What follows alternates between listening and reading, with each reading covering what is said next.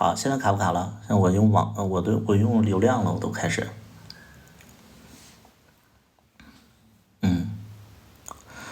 我开始流量了。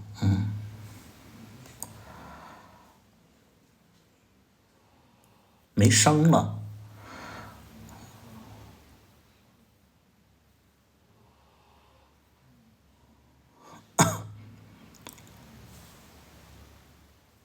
上次因为他不上进分的时候又复合，我没有跟他分手，是他不，我是想跟他分手，但是他没不跟我分，所以我们没分成。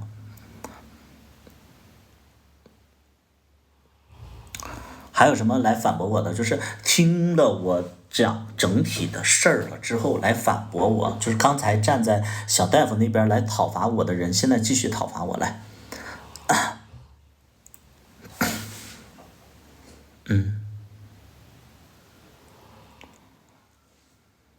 所以他自己出去不行，什么叫自己出去不行？什么意思？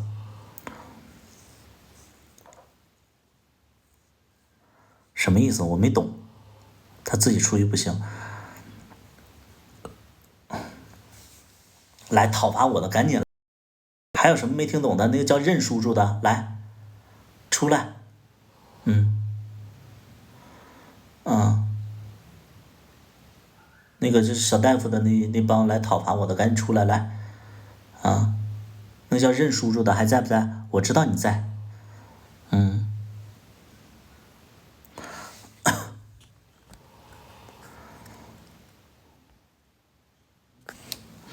啊，我跟他沟通，那个叫随遇而安720说跟他沟通转换一下方式。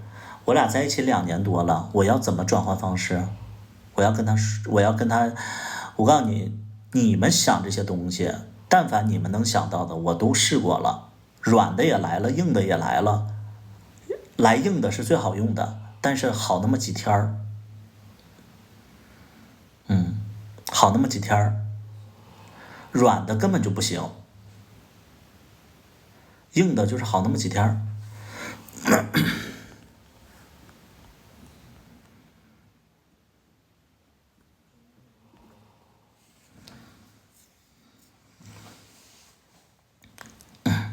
还有什么？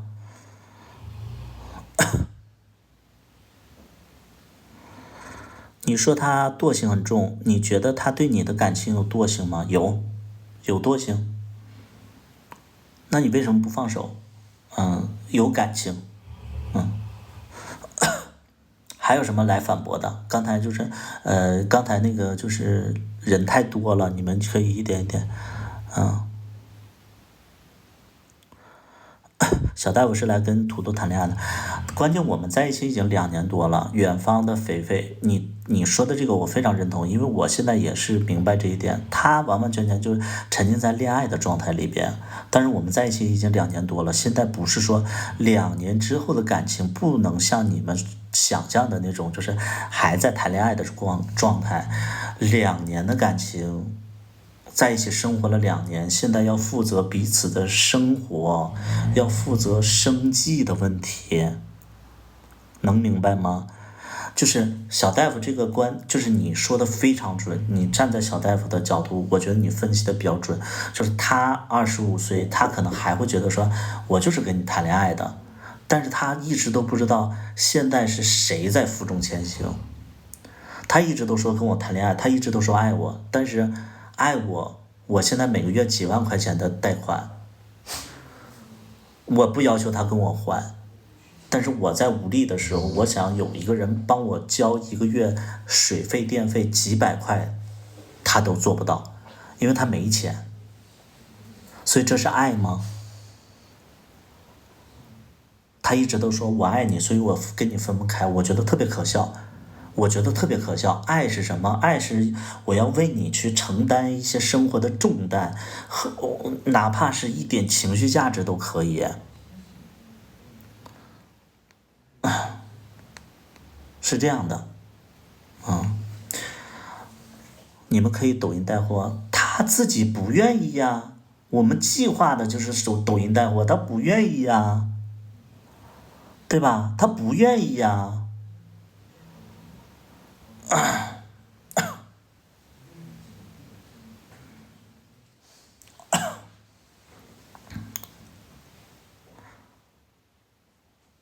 没有面包的什么？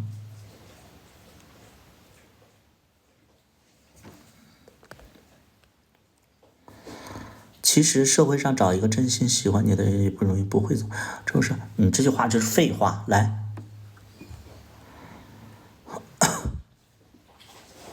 如果当时不辞职，你会跟他分手吧？不，我觉得当时不会。我觉得当时不会。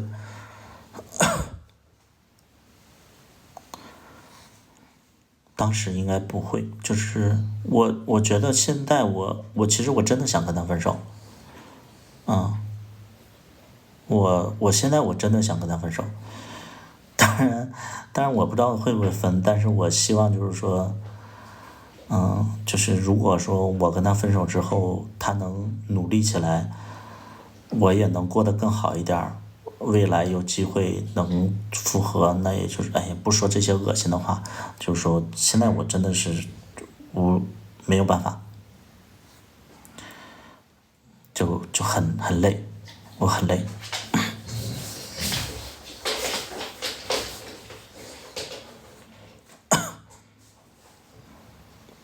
那叫租流，Z 流，你说的是你说的还是他说的？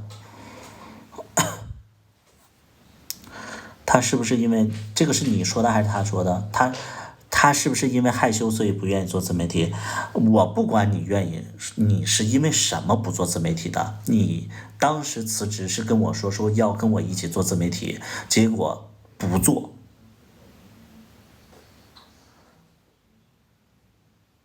这个是个事实。任何时候我都敢说句话，就是我们确定了。当时我问他说辞职了之后你有什么打算？跟我一起做自媒体。结果辞了之后不做，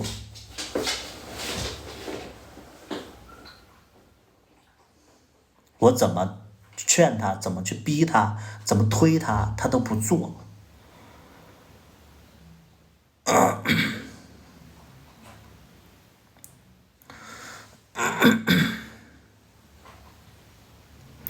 我以前遇到这种问题，总喜欢解决别人后发现自己解决不了，或者我最后解决自己的心态反而好很多。找了年轻的对象就应该是不成熟，一个累一个委屈的结果。谈的时候这一句话还是个废话。就你们说的这些话吧，就好比就是说事后诸葛亮，就是你们说这个话，他对这段感情没有任何的意义，能明白吧？就你们说的这些东西，好像就在彰显上啊，怎么样？我其实早就知道怎么样，这没有意义。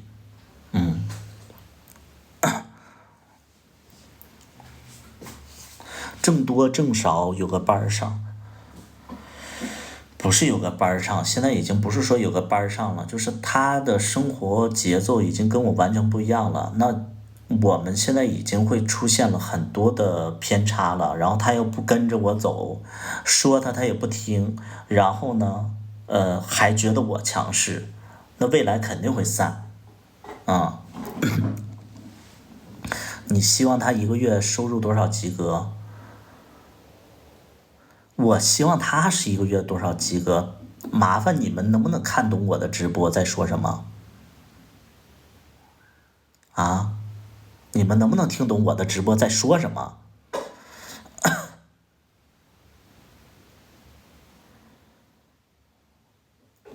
因为我老公觉得我好看，也让我做自媒体。别往自己脸上贴金，咱讲我们的事儿呢，你别在这吸流了啊，引流了啊！还我老公觉得我好看，我也觉得我适合做自媒体，你不要脸你，那小心机，去关注一波吧，不要脸的东西。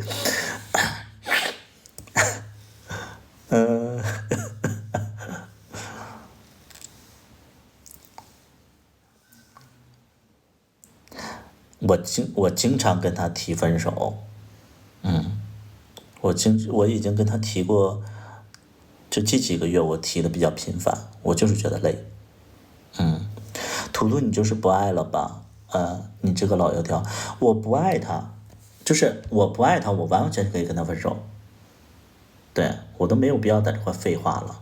我不爱他，那我就大不了我这段时间我就是不我就不会在国内。我这段时间我早就想去国外了。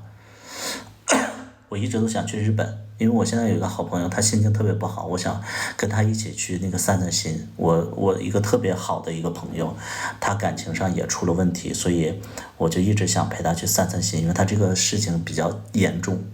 但我为什么不陪这个人出去？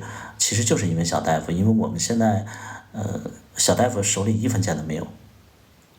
我我就是出国了，在他眼里，我是不是有一点点不负责任，或者说我也担心他跟我妈妈相处出了问题，我完完全全可以跟他分手，我为什么要在那块装呢？对吧？哭啊，不同意分，我爱你，我改了两三天儿，又还是那样，就一直都是这样。你们可以问他，你们可以问他是不是这样。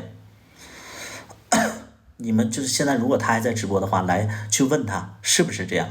但凡我在我直播间里讲的，完完全全是真实的啊。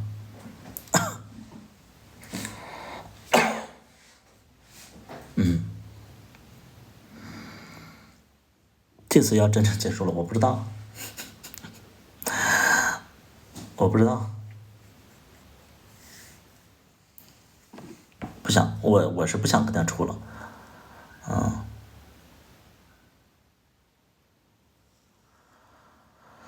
他出去找工作，你又怕有什么？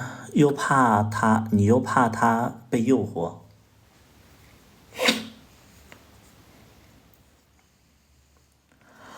我不，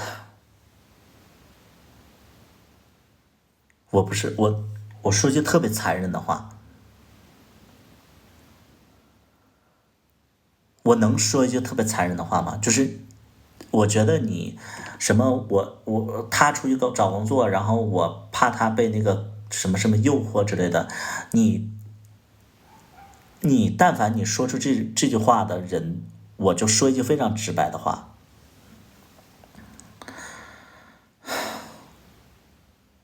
刚才有人说一个月四五千块钱太少了，但你们要知道，我认识小大夫之前，他一个月就是赚四五千，他一个月就到手里就是5000块钱，他就是赚5000块钱。他这份工作他做了1年半将近2年的时间。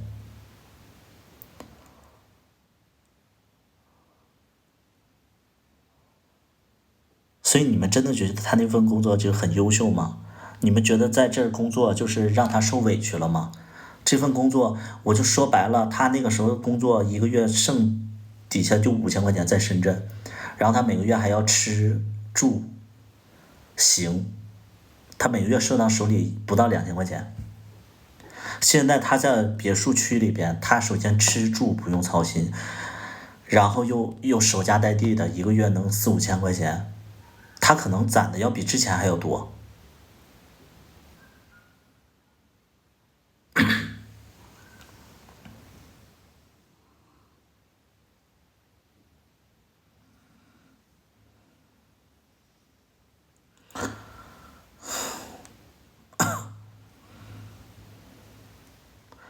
我逼他什么呀？我逼他什么呀？他自己不努力，我逼他什么呀？我现在就只是想让他跟我一起努力的奔向小康，他都不愿意。他说我强势，控制欲强。我逼他什么呀？你们说我有逼他吗？他说我控制欲强。小孩子，你真的就是他的思维就是在考虑这些事儿，他不会觉得说啊，他是为了你好，或者说在想着说俩人一起就是解决问题，他不想这些东西。他就会觉得说啊，你控制欲好强。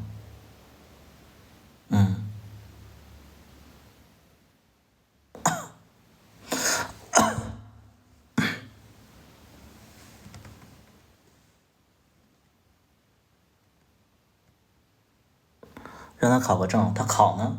他考那个什么什么证？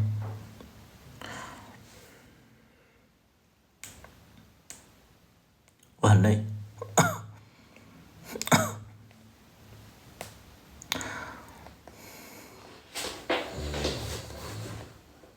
两边都看了，你们真的没有？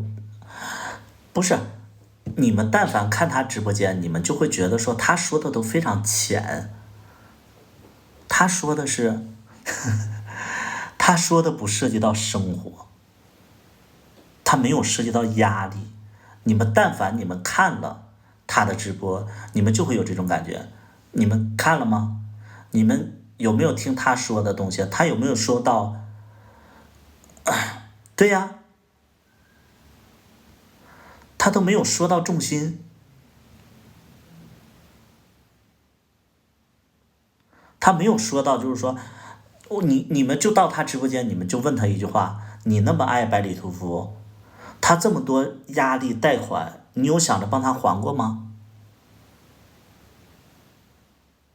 你天天小大夫天天说爱我，哪个月的电费他帮我出了，一个月电费200块钱，他帮不帮我出电费？我这个月贷款还不上，他能帮我出一点点吗？这么长时间他跟我在一起，我让他出过1分钱吗？但生活就是柴米油盐，你天天跟我谈恋爱，那你饿着肚子谈恋爱吗？还是我必须得特别正经的说，这个月要交那个房贷了，你也住这个家里边，你也要付一些啊？我要这么说吗？我要跟他说，我说咱俩在一起2年了，这个房子你也在住，你要付一点房贷，是这样吗？不应该这么说。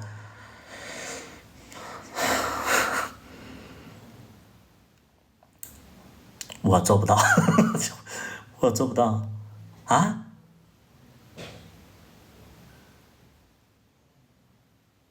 你们要这么跟自己对象就说这种话吗？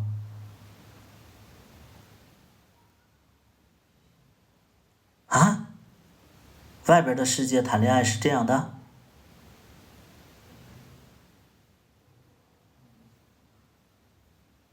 我是东北人，我没有这个。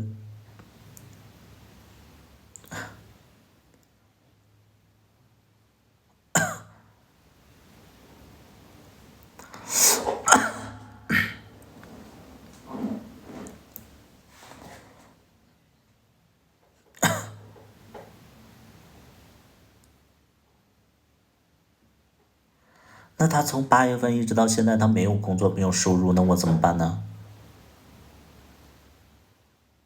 啊？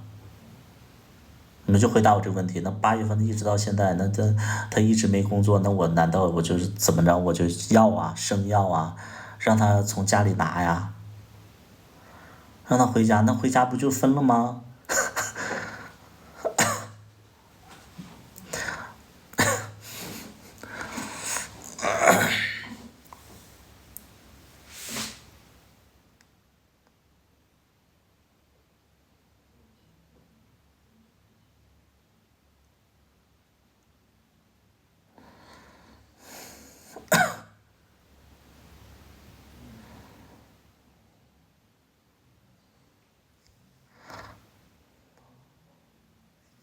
他就没找工作。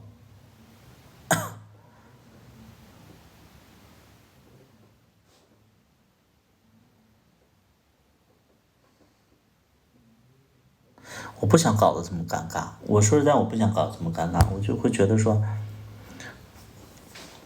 眼瞅过年了，然后他从我家里，从这个家里边那个拎着行李回家过年了，那我这年我也过不好，很尴尬，我就不想搞得这样。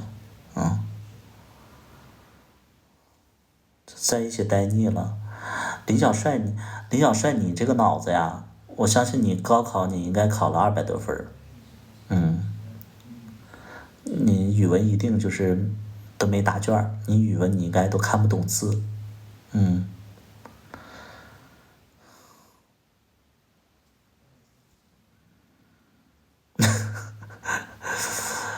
对呀，对呀，嗯，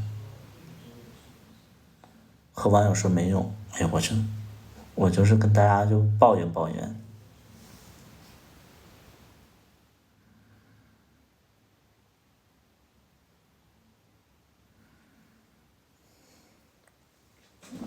都灌输思想。我他妈跟他在一起2年多了，跟他灌输了1年的思想了。因为1年前我确实是经济方面没出问题，1年之后我天天跟他灌输，起码半年的时间我跟他灌输了这个思想都没有灌输明白，连软的硬的都用了。啊，也逼他，就是如果说你再不改变我，我们就分手，也逼过他了。但凡我要是能改变他，我都不至于说这样了。嗯。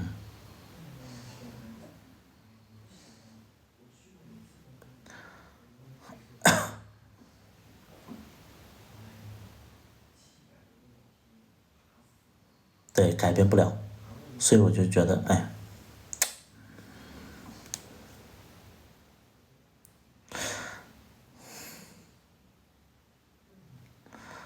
他他妈要有变化的话，我在说什么呢？我在直播，我在说什么呢？他一点变化都没有。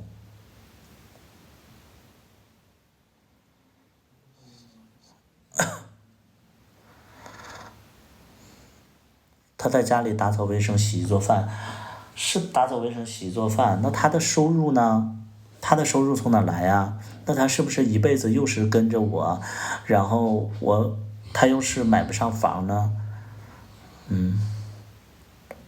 那这不是又把人耽误了吗？我觉得就是我唯独期待的就是，就是这么长时间，其实大家都不知道我的诉求是什么。我的诉求其实就是，他要有上进心，他不能说每个月就是赚那点钱他就满足了，他要有赚钱的意识，他要有想买车买房的那种强烈的那种诉求，因为他年纪也不小了，他家里又不会给他任何帮助。我这边呢，我倒可以给他买。我说白了，如果说感情真到那了，我也可以给他买。但是很多事情是你自己要有那个，也要有那个意愿。你要让我觉得说你在为此努力，我可以适当的去帮你。但这个事儿不是皇上不急太监急的事儿。就像这个房子，你说这总共那个首付才4万多块钱，我俩在一起，我还不值个4万块钱，是可以给他买的。但我最生气的点就是什么呢？他连他自己他都在抖音上，他也不看这个房子的信息，然后现在他没有任何工作，也没有任何收入，你就天天直播，你哪怕赚30赚50，这都是你赚的。你为这件事情，你让我觉得你有改变，这都是你在努力的证据。你什么都不做，打了2天王者荣耀，打了2天王者荣耀。你们如果说但凡你们就是王者荣耀要有时间线的，每天他在线至少4个小时，他打游戏每天至少4个小时王者荣耀，你们感受一下，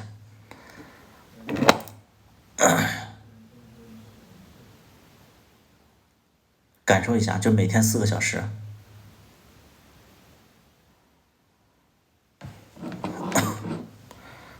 晚上直播还得我催。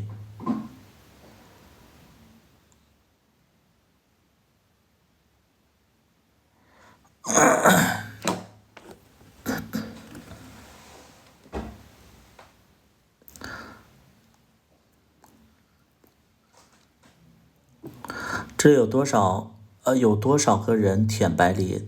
他这样直接把事情掏出来说给大家听，直接报人身份证，这叫 JY 的，JY 的你看没看明白呀？这个叫 JY 的，就是有些孩子连直播都看不明白。我在吐槽我对象，人人都知道我对象是谁。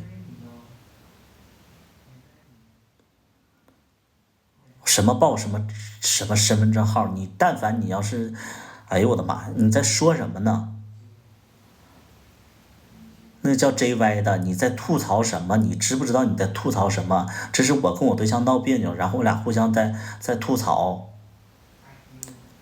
你在吐槽的这件事情，就是吐槽什么大家在舔我，说什么我这样说不地道怎么样的，麻烦你就是了解一下你在看什么啊。你这压根你都没跟上节奏，你的脑子可能就是有一点点就是退化了啊。我老了，你是退化了，你是整个的就是你可能小脑萎缩了，你已经啊。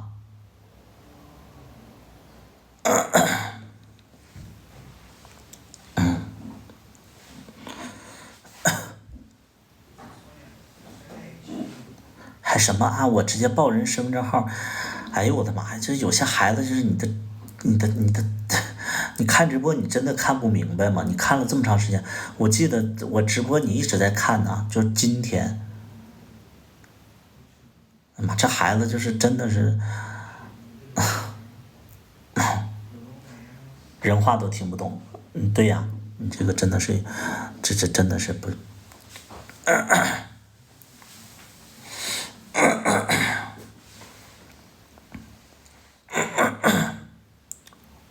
还什么他们在舔我了。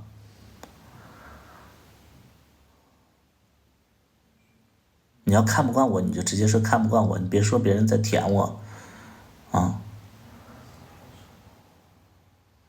我就但凡就是，我觉得直播间里现在214人，就是肯定有一些讨厌我的，或者说有一些是就是听不懂人话的人，但是起码有140-150人应该知道，正因为我喜欢他，所以我有点恨铁不成钢，然后拉不动他，然后我在这抱怨呢。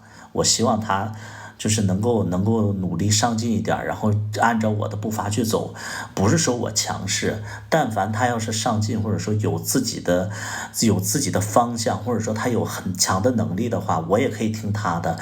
但前提现在就是什么，他啥也不是，他又不努力，他又不上进，所以我才跟着着急，所以我才强势的逼他。要不然我要不逼他的那一天，我俩就是分手了啊。我俩就分手了。嗯，但是这种方式不适合我但凡能找到其他方式，我都不至于说找这种方式。你们压根就不知道小大夫，我们私底下沟通，不听不说不看，玩手机，唯独就是我在直播上我说了以后，因为这件事情就是在直播上已经吵过很多次了，在直播上我说完他以后，他特别生气，他说你在直播上那个说我之类的，然后我说我为什么在直播上说啊？不好意思，我拉黑你了，你拉不拉黑我跟我有什么关系？本身也是你贱来看的我啊，这跟我没关系。我的直播就是我不知道是平台怎么个事儿，还是你手贱，你非得进来点评。我没有强制的，就是因为我是一个主播，我是在做我自己做的事儿，可能推给你了，那是你自己嘴贱，手贱，能明白吗？这个什么你拉黑我了，我完全不知道有你这号人物存在，要不是看到你脑残啊，图图帮他，我不帮他，脏自己手。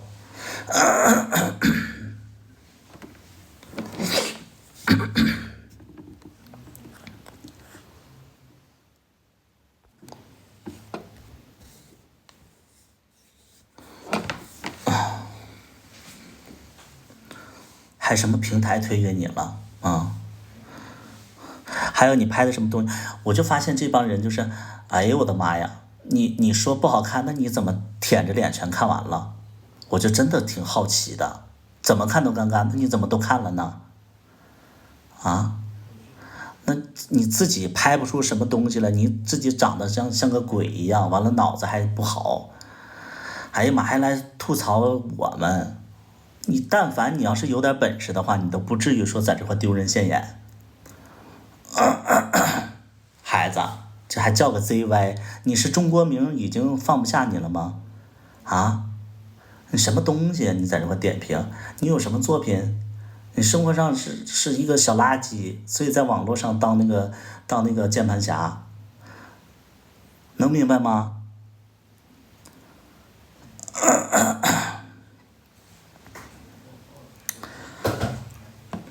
还吐槽我的作品了，你但凡你要能看明白，那都算是你成长了啊！就你这个智商，小脑萎缩，长得也是那个，就是可能就是贼眉鼠眼的啊，还私密账号啊，那个啥玩意儿？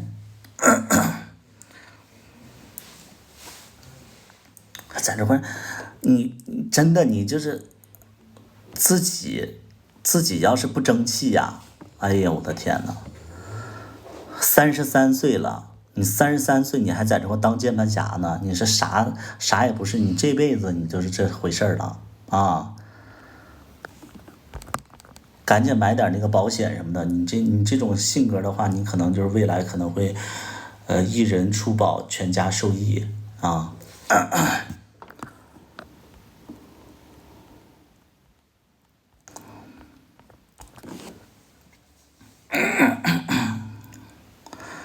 给麦当劳干爽了。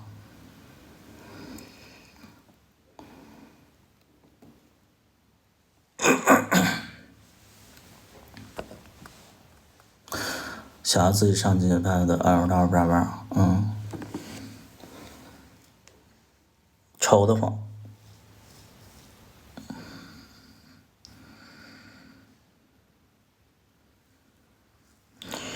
小大夫是谁？吃瓜的朋友就是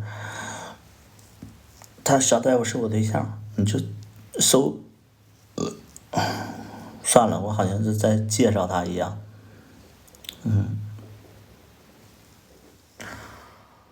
所以我的领悟就是什么呢？就是我觉得小孩子还是很好，我觉得小孩子还是很好，但是小孩子如果是真的不上进的话，你真的会很痛苦。小孩子如果说不上进的话，你真的会很痛苦，因为小孩子不上进的话，其实我自己的理解啊，我自己的理解就是我不知道有没有我说的话会不会刺痛别人。我之前以为就是说自己有能力的时候，你找来了一个小朋友，你不需要他任何的努力，但其实我现在有一点点这个想法改变了。我觉得无论说你有没有能力，小孩子如果不上进的话，最主要的问题就是你们对事情的要求不统一，没有办法在一起。就举一个非常简单的例子，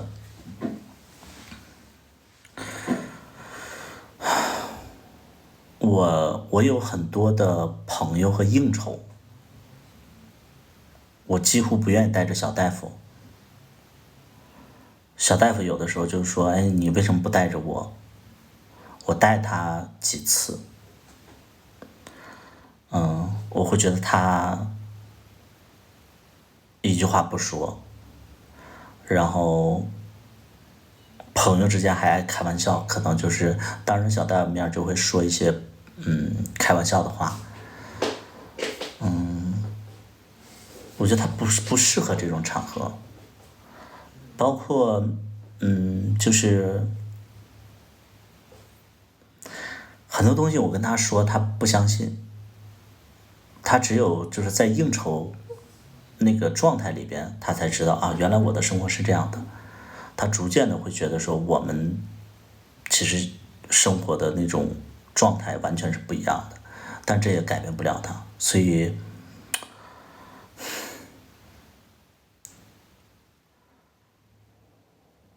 交流会越来越少，交流会越来越少。我现在，因为我有一些熟悉我的朋友或者不熟悉我的朋友，我跟大家正式说一下，我其实有的时候我会有一点点创创作方面，就是我可能会想写歌之类的，包括我有的时候会拍一些这个短视频，或者说一些微剧，就跟他是交流不了的。我其实也很向往那种特别浪漫的那种，就是我写完剧本，然后他是第一个看我写完剧本的人。我试过，我写完了以后交给他，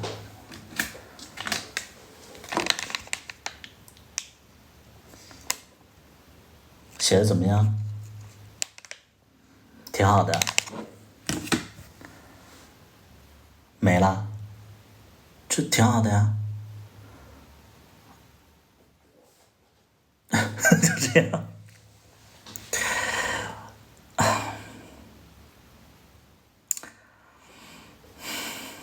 就逐渐就是不交流了。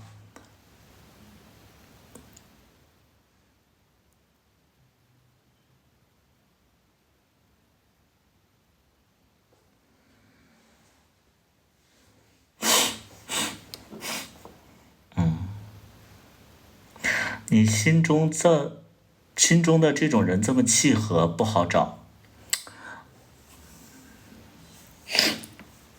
心中什么飞翔，逆风飞翔，逆风飞翔。我知道你的意思，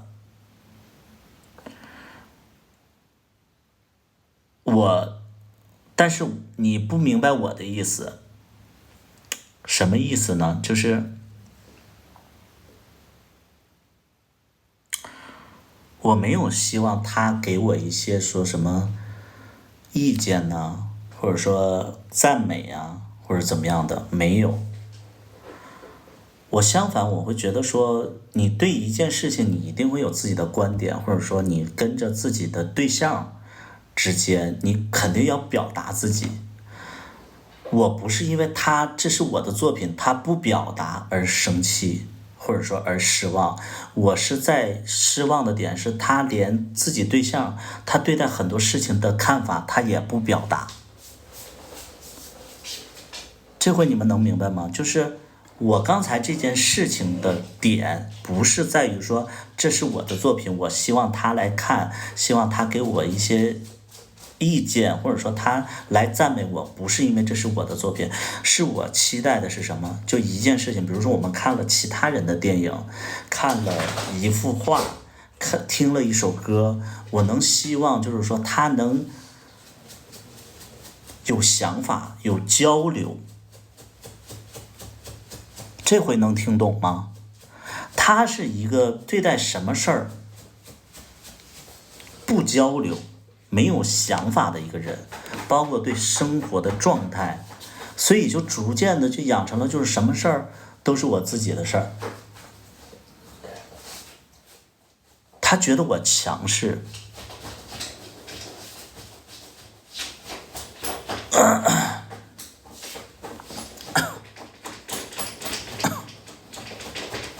很佛系，就是他不交流，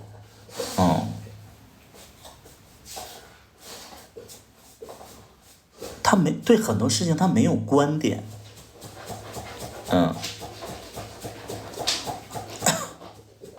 对宠物，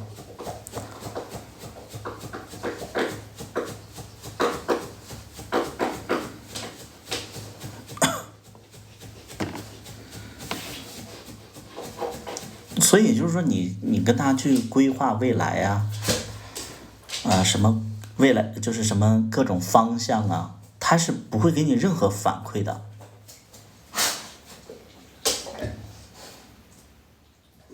然后你包了，他觉得你强势，是这种状态。就是你看，我跟他说，我说我都爆粗口了，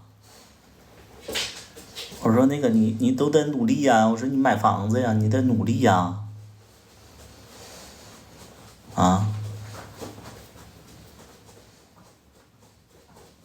他不吱声。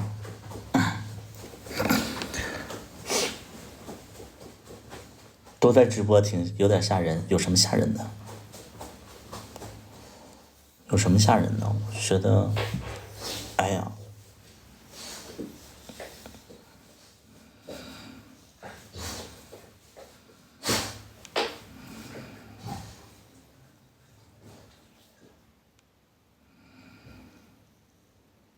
觉得你爱他，觉得你爱他为所欲为了，觉得你爱他为所欲为了。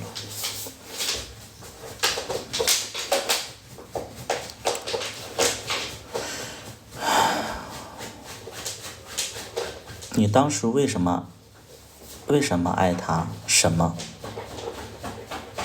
我为什么爱他？当时，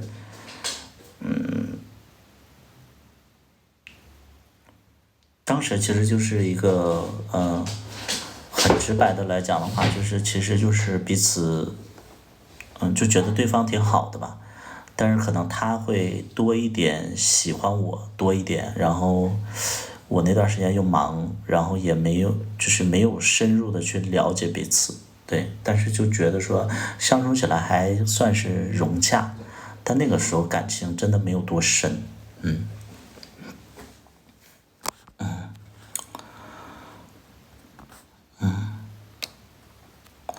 云游你说的我非常认同，就这么一晚上直播啊，一晚上直播，我觉得云游说的其实我最认同，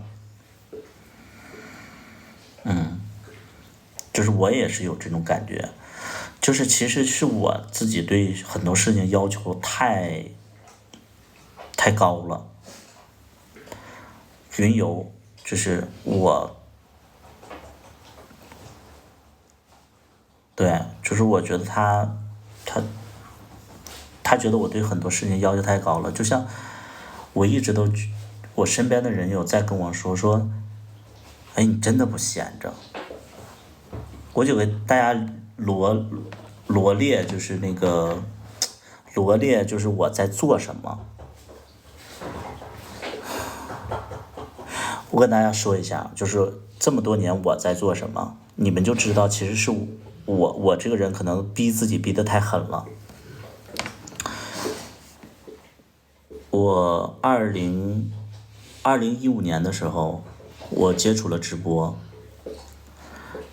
接触直播之后呢，我就赚了一点钱，我就说当时手里有6万块钱，我想在哈尔滨买一套房子，就是拿着这6万块钱做首付买一套房子，然后结果没买成，然后那个时候就发现直播其实就有点吃力了，我就说那直播吃力，我怎么能在这些主播里脱颖而出呢？我就说因为我那个时候直播主要就是唱歌，后来我就说那我就开始写歌吧，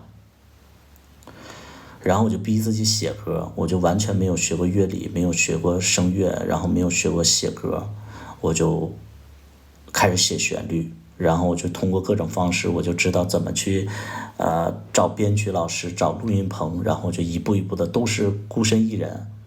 我觉得你做很多事情最难的就是没有任何一个人能给你任何指引，就是你自己去找录音棚，你自己去跟那些人去说你自己的想法，然后自己就是完完全全自己一步一步的看这个事儿成了。然后出了歌之后呢，我其实就算是在这个圈子里算是有作品的了。有作品之后，然后我的粉丝就觉得说挺有面子的。后来我其中有一个粉丝，他就做直播，然后他就想让我给他捧捧场，因为他会觉得说百里屠夫是有作品的人，然后我就跟他就是连线。后来这个过程当中认识了一个人生中的贵人，他就一点一点靠近我，然后给我出了钱让我去学音乐。然后本来他是说想让我去那个音乐比赛的，后来因为我的个性比较直，然后跟这个所谓的这个贵人性格也是不合，他想控制我，没控制了。后来他就问我有什么愿望，我就说那我想去上学，就这样我就去上了个学，上了北京现代音乐学院，然后我就接受了算是相对正规的那个音乐学院的那个教育。后来因为音乐学院，后来我就发现我听不明白，然后我也觉得说那段时间，这个贵人其实给了很多的生活费，我也花不完。后来我就说想拍个 MV，然后就不知不觉就拍成了一个同性恋的一个短剧，就是《跟我回家》。拍完《跟我回家》之后，就在这个圈子里小火了。然后那个时候已经到了17年了。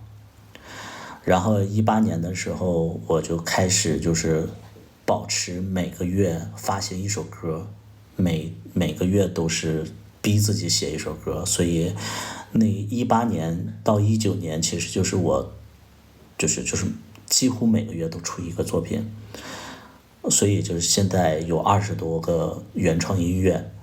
然后呢，18年之后呢，我又参加了就是那个方糖新偶像的那个就是一个比赛，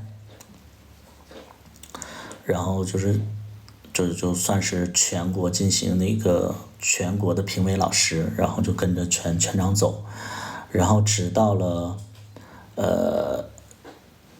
19年我们拍完《跟我回家》第3部，然后到20年我们拍了芝麻。然后那个时候逼自己，因为拍戏需要成本嘛，我就逼自己就是卖衣服，然后把卖衣服的一些钱，然后就拿出来做服装品牌，就一点点做服装品牌。然后后来就在直播的过程当中遇到了芝麻的投资人，然后跟他就算是让他出资做了芝麻第一部。做了第一部之后，然后我就接到了人生的第一个商演。我到2020年这个作品就发行了之后，就属于就是火了嘛，然后就接商演。2021年我就接了人生第一个商演，然后我就碰到了我就开始接触了酒吧，然后机缘巧合之下我就接了一个酒吧。2021年到2013不是2021年到2023年不对，2021年到2024年，然后我做了3年半的酒吧老板。然后到去年的8月份我才不做酒吧老板。然后2024年8月份之后，我大概休息了将近1个月。2024年9月份我买了一个别墅，然后这个别墅我从10月份一直装修到12月份，都是就是自己就是在装修。然后就等于2015年到2024年，我出了20多首原创的歌曲，然后拍了3个系列的短剧，然后创业了2家酒吧。所以就等于这8年的时间，我其实是一直都没让自己休息的，就完完全全没让自己休息的。所以就这8年，一直到去年的12月份，我把这个房子装修完，我才算是休息了。现在在1月份，所以从12月份到1月份，我非常非常的就是就是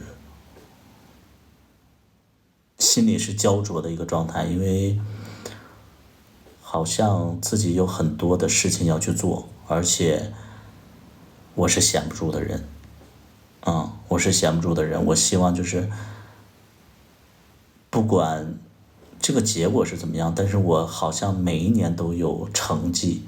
我回想，就是说这8年的时间，我真的每一年都有一个成绩，都是收获满满，然后经历的东西真的是好多好多，我见了太多世面，然后我收获了太多的认同，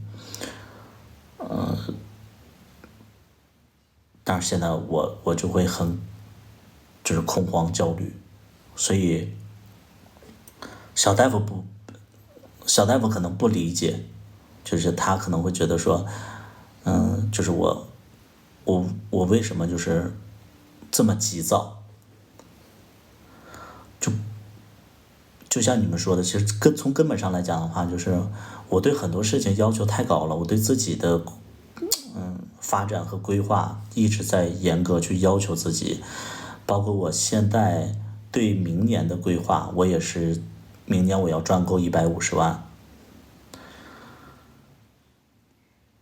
就是我会对自己有要求有规划，所以这是我没有办法改变的，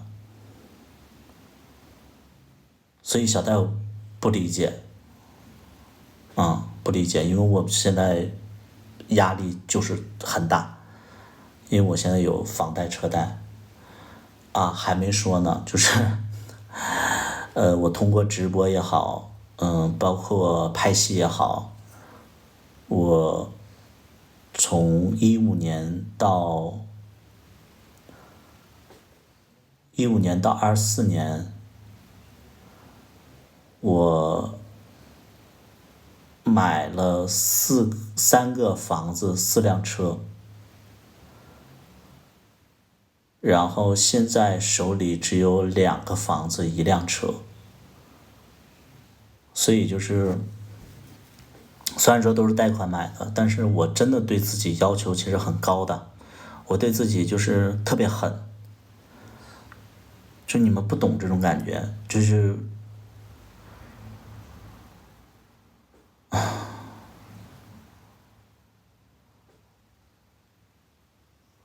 对，就是他完全不懂的，就是他可能就会觉得说，他可能不知道这个过程，就觉得说百里屠夫好像他就是有钱，怎么样的，但是其实我买这些东西其实更多的都是贷款，都是贷款，所以是你对生活有要求的，所以这些东西不是说你天生就有钱，是你越对自己要求高，你越能有这些东西。你要对自己没有要求的话，你是完完全全不会拥有这些东西的。态度平和一些，迷迷糊糊，我不知道他直播到底说了什么，就是我跟他在一起2年时间，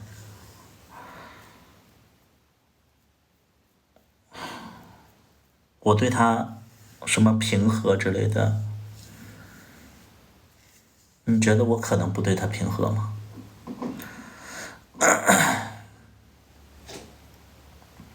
只是我生气的时候我会骂他，但是我骂他，我说白了，我之所以生气，都是因为他不上进。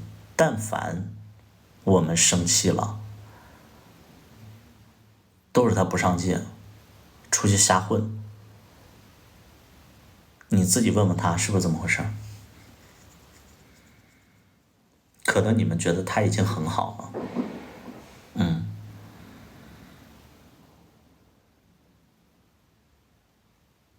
但如果说是这种状态下的话，我就真的就觉得说，是不是2个人分开会更好一点？就真的不想，就是就是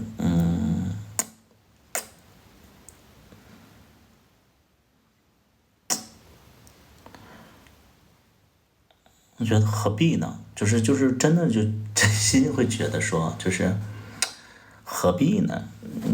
你要求人这么多干什么呢？不，没必要。反正未来他也不会跟上，他不会跟着你走的，他也不会听你的。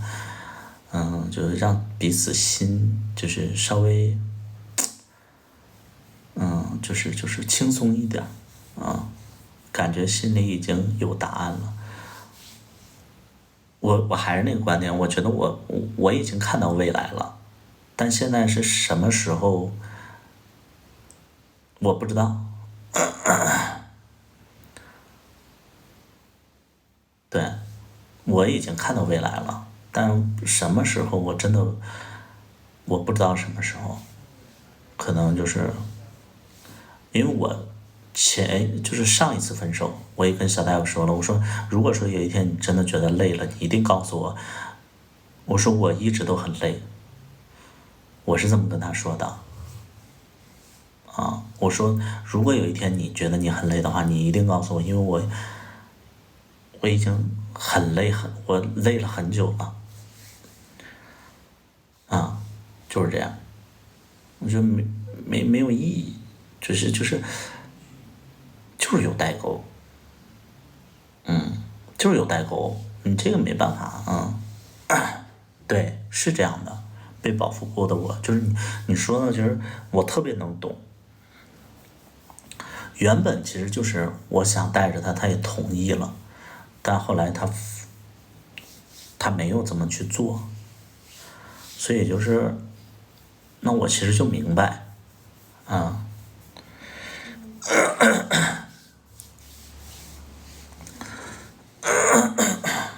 对，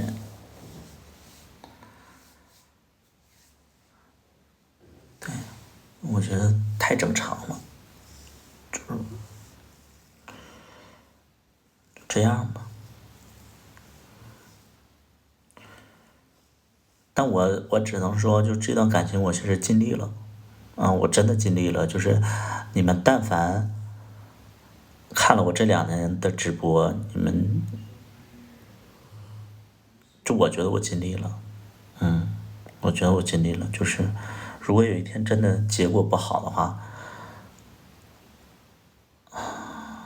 我觉得我尽力了。真觉得尽力了。就是我只能说，就是有一些朋友会觉得说我太强势了，就是 OK。对对，我觉得如果有一天他跟别人说起我做的一些事儿，我觉得反正我没有遗憾了。对，我真的没有遗憾了，我该做我都做了。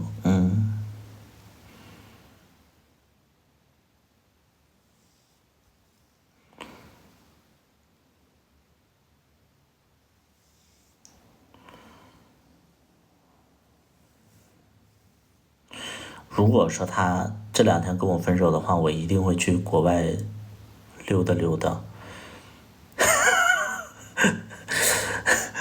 我一定会让自己放松一下。我真的，我跟他在一起，我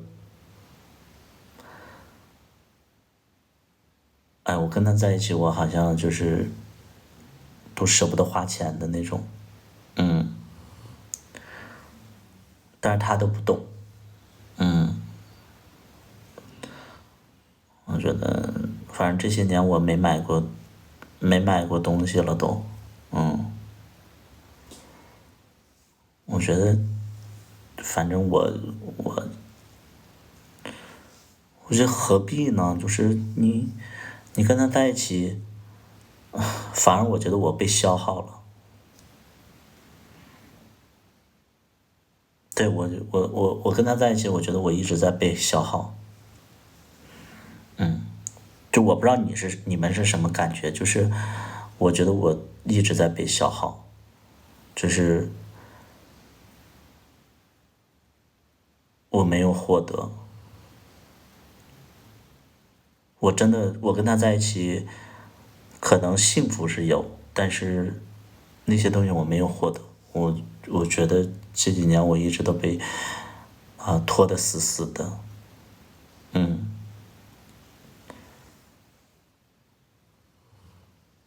真是这样，就是我现在做什么，我觉得都有阻碍，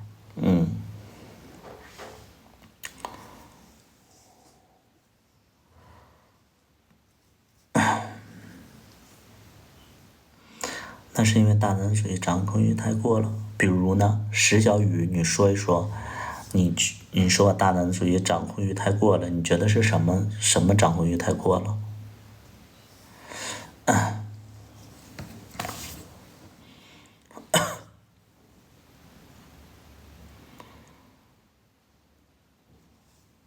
对，太消耗了，就是以后以后以后咱们就尽量就是说找一个心智，就是他经历过一些事儿的人，就是他有生活经历的人，就是他要是没有生活的那个概念的人，就是在一起会很累的啊。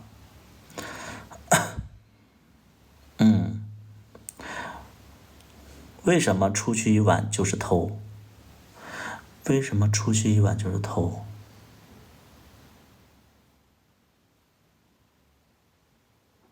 石小雨，石小雨，你说的这句话其实是那个小大夫跟你说的是吗？就是小大夫在直播上说的是吗？石小雨，这你就回答我这个问题，咱们就心平气和的跟大家聊天啊。我现在已经没力气跟你们就是骂你们了啊。就是石小雨，你说出去一晚就是偷，是不是他跟你说的？听到的有点不理解。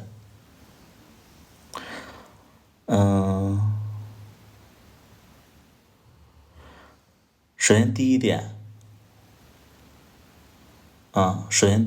就是什么呢？你们可能不知道一个细节，就是他有一段时间，他要跟他们一帮朋友去惠州，去那个什么去惠州别墅住一两天。他有一段时间，他要跟就是他的朋友们，就是一些朋友，然后去惠州住一两天。然后他跟我说了，他跟我说了，然后说了之后，然后我就不同意。为什么不同意呢？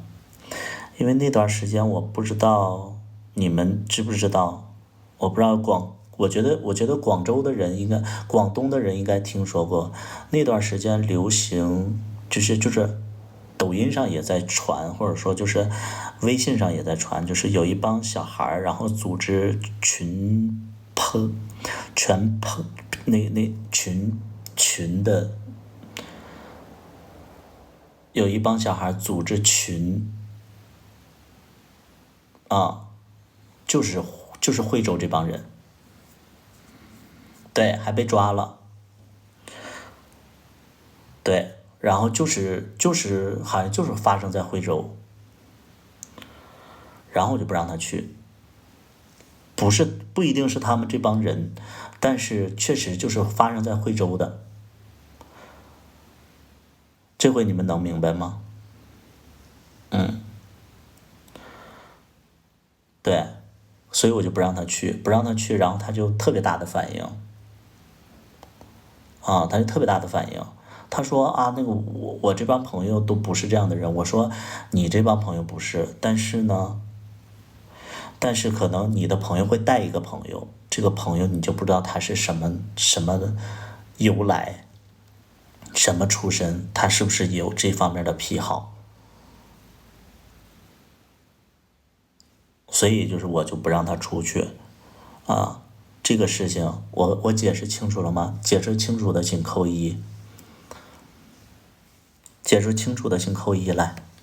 我听明白了，紧扣一，我为什么不让他什么出去一晚就怎么地，就是出轨，解释明白的紧扣一。嗯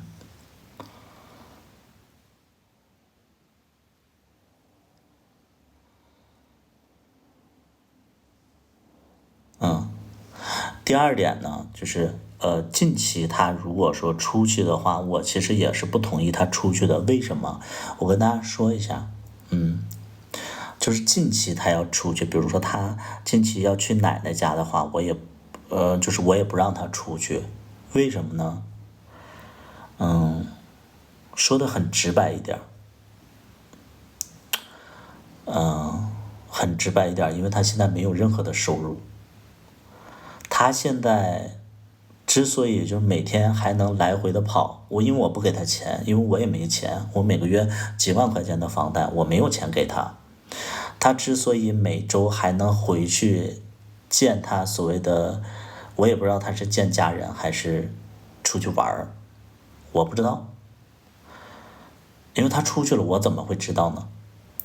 他之所以还能嘚瑟，是因为他手里有那个车贷的那个十几万，那车贷十几万他还不进去，他手里还有十几万，他能嘚瑟。但是我很怕的一点，你们说我大男子主义也好，或者说我控制欲强也好，我很怕他把这手里这十几万嘚瑟没了。你正常来讲的话，你连钱你现在一点收入都没有，你出去你不就是花钱吗？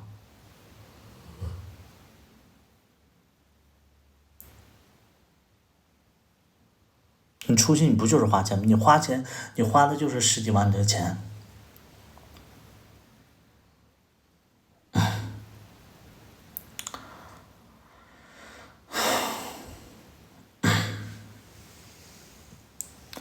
车钱不是给你用的吗？车钱是这么回事儿。车的这个方面，你们可能没听明白。车的这方面呢，是本来我想给他全款买一个车，买个十几万的车，但是他，在买车的过程当中，他突然就变卦了，他想买一个30多万的车。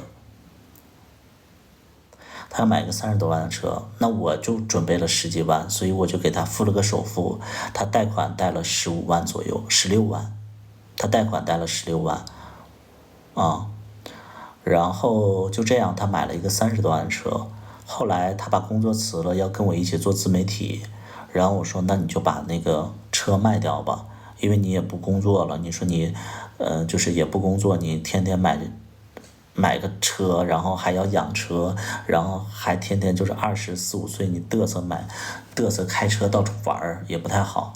我说你把这个车卖了，一方面你不用还贷款了，因为贷款是要还的，他贷了十几万。我说一方面你把这个车卖了，你不用不用还贷款了。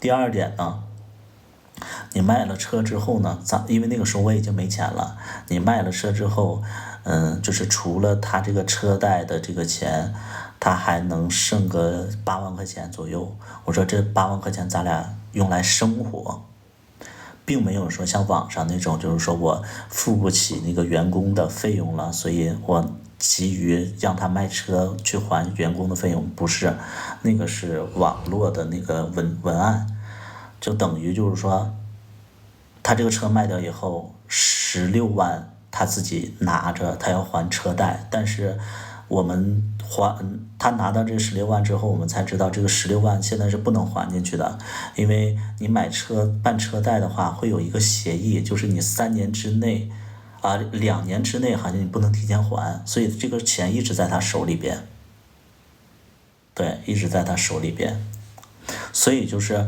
确实他卖车卖了，就是因为他虽然说我给他付了十几万，但是卖车的时候亏了一部分，所以最终就是卖了就是亏了6、7万，然后卖了8万块钱，然后这8万块钱我们用来生活费了然后这十几万一直在他自己里边，所以说我现在为什么不让他出去嘚瑟？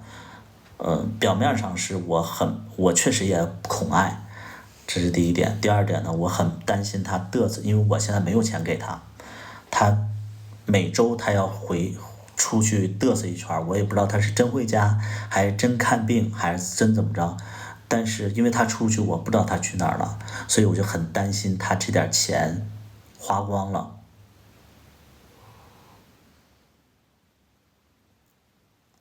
听懂了请扣一，听懂的请扣一，来，听懂的请扣一，听懂的请扣一。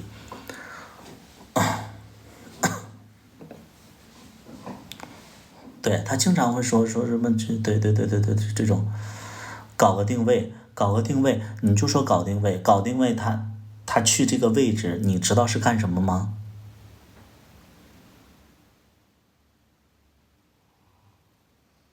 你就说搞定位，你知道他这个地址是干什么吗？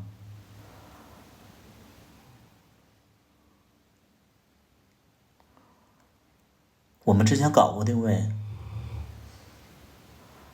我们之前真搞过定位，但是你那个位置你知道它是干什么吗？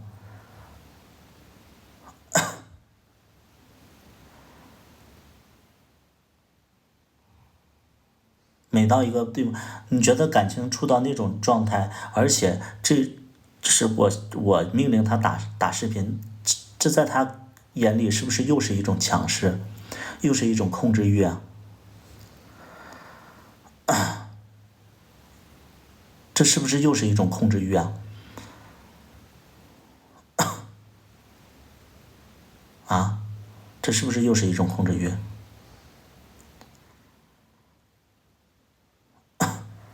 我现在要求他不让他就是出去就是乱跑，然后他说我控制欲强，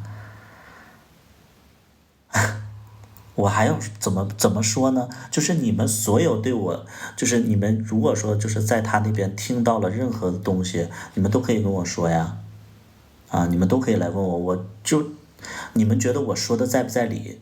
没有，我这个人直播就是很真实。我直播真的很真实，就是你们可以在这里看到我丑陋的一面，或者黑暗的一面，或者说就是怎么样的，我真的很真实的，你们可以来随便来我这来问啊，还有什么就是不满意的，或者说对我有一些不理解的，都可以来问我，就是我们的感情。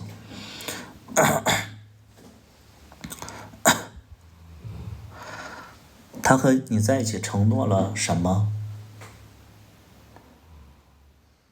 承诺了什么？什么意思？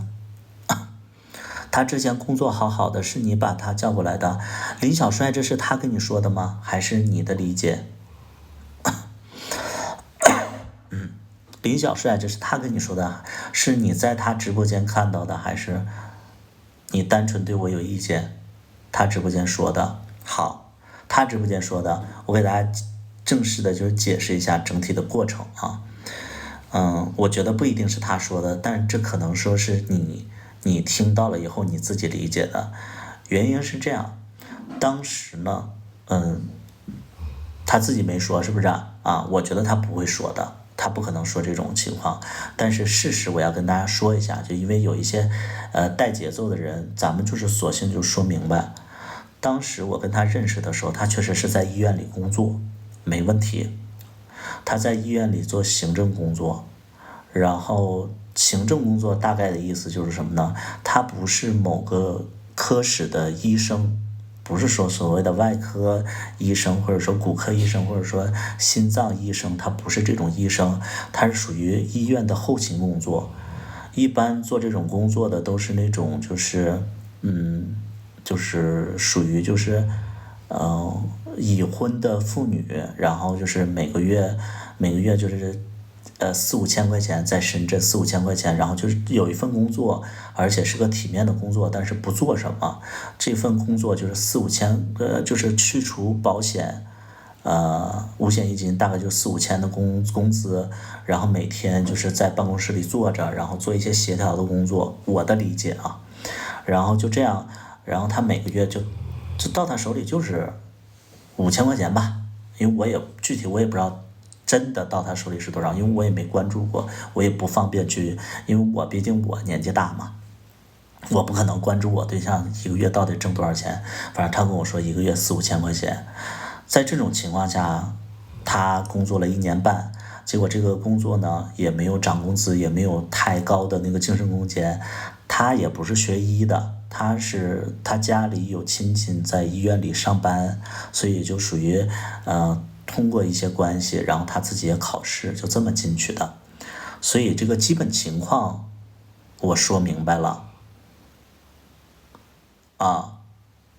基本情况我说明白了，就这样的情况下，他就是买了30万的车，然后呢，我给他付了一半的费用，然后他每个月大概有3000块钱的贷款，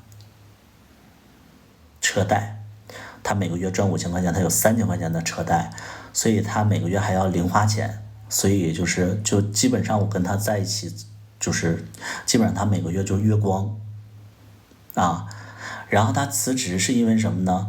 因为我就在跟他，就是我其实那段时间因为跟他在一起，我其实挺心疼他的，我挺心疼他的。为什么呢？因为他住在我家里边，我家是属于深圳罗湖区的市中心，就属于就是比较中心的位置。但是呢，他工作的地方是在龙华区的一个市中心，两个区之间大概20公里的车程，他每天开车，我一是会觉得说收入少，而且第二点呢，他那个工作还总加班，就他们医院就总加班，赚的少，然后又就是特别是他还爱睡懒觉，然后相处的时间又不够，他每天就是觉不够睡，我就觉得他开车很危险，所以我就有劝他，我就说，既然这个工作也没有什么晋升空间，再加上赚的也少，而且就是你这么来来回回的，我也不放心，你把工作辞了吧。我说一个月赚5000块钱，我也能养得起你，我是这么原话就说的。然后呢，他就不想辞，当然他有自己的想法，他不想辞，我觉得不想辞也是 OK 的。然后就这样，就是中间就是不想辞，那就不辞嘛。后来大概过了1个半月左右，他突然跟我说那个我跟医院提辞职了。我说为什么？他说我想跟你做自媒体。因为当时我跟他说，我说你要跟我做自媒体的话，咱们一个月不止这5000块钱，肯定比这要高。结果就这样的情况下，他说他一开始他不辞，后来他自己跟医院说他想辞，他提辞职了，跟我说了。然后我就说那你想好了你再做。我说那个毕竟这个工作，而且这个算是他亲戚给他安排的，所以我就说那你想好了。他说我想好了。然后他就跟他的那个亲戚就说这个事儿了，就正式的提辞职了。提完辞职以后，然后我们就规划了要去做那个自媒体。结果辞职了之后，他就表现出不积极去做这个事情，明明说好的去做，然后又不积极去做，所以我们就有了争吵。有了争吵之后，每次争吵都没有什么就是太大的变化。最终呢，就是吵完那几天，他做样子，再后来呢，就一点都不做了。这回我说的能懂吗？我说的能懂吗？听懂了请扣1来。还有什么不明白的？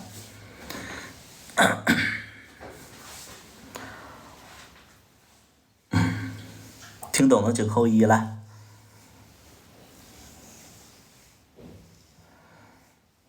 我对象在家。还有什么不明白的？还有什么疑问都可以跟我说。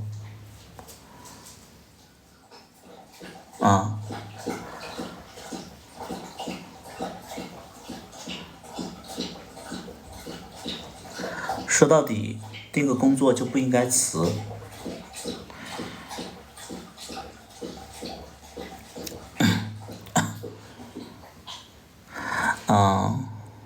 他说在你这儿也没啥可挣钱的。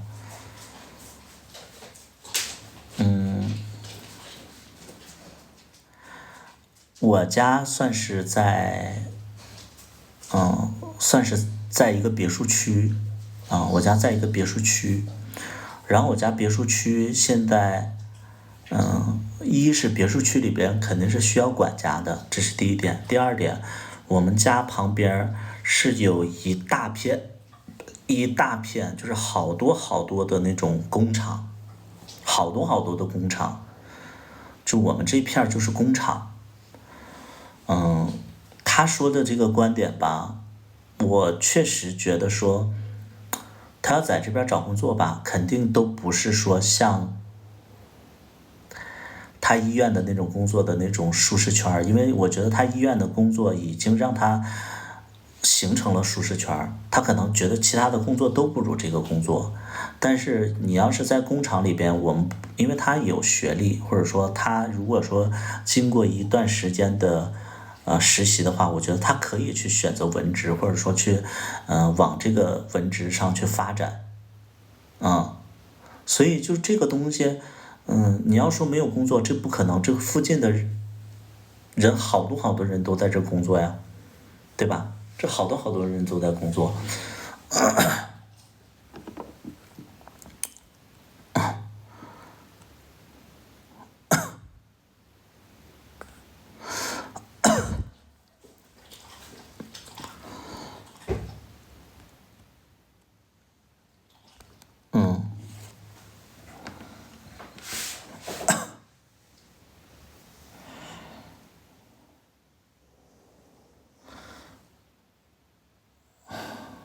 说实话，我也不喜欢不工作的人。自媒体不是每个人都适合，可能觉得不体面，毕竟在医院上班。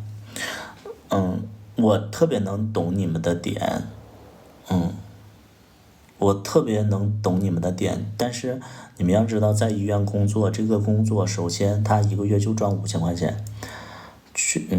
当时咱们就说他不认识我的时候，他其实每个月还要负责租房子，还有吃行住，他其实剩在手里就2000块钱，可能都不到2000块钱，他每个月就只能用2000块钱，一年他能攒2万块钱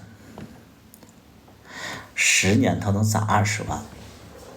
当然我说的这个东西啊，也不一定是绝对的，因为10年之内呢，他可能会得到一些晋升，或者说他可能这是坚持不到10年。但是我也问过他，我说那你这个工作有没有晋升空间？他说很小。他说之前有好多的同事都是做了7、8年之后也放弃了，因为他这个位置这个岗位就没有太多的晋升空间，工资也涨不了多少，这是他自己说的。对，所以说而且就是他这份工作让他丧失了很多的能力。我们说你如果说做一个销售也好，做一个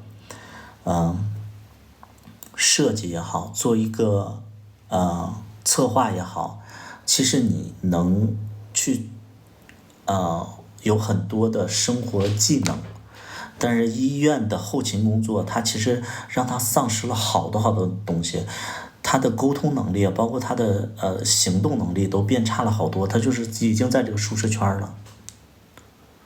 对，就是这样的。所以就这个工作能给他带来什么，他自己清楚。你们可能觉得可惜，但是你们看看肉肥他说的，就这个工作，他基本上就是完完全全就是摆烂的一个工作。所以就是你们觉得可惜，在我的眼里，我虽然说这个我是后话，我可能是后话，我说这个工作一点都不辞了也不可惜，但你们可能就觉得可惜，那我不说什么。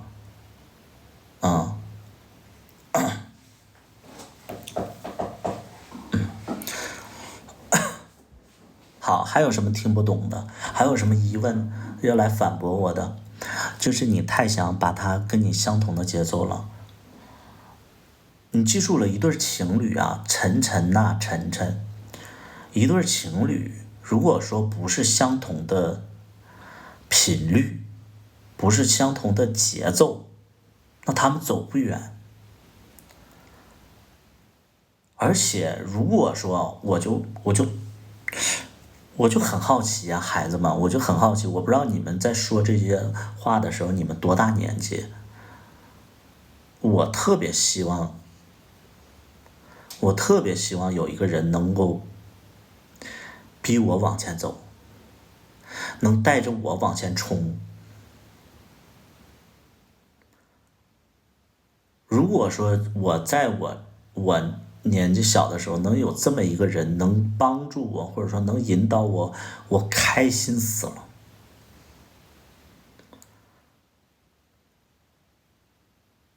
你想摆烂，你有资格吗？人家摆烂，人家家里有父母支持，人家老家有套房子或者怎么样的，人家就是家里能买一辆车，你有什么？你有什么？你家里能给你买吗？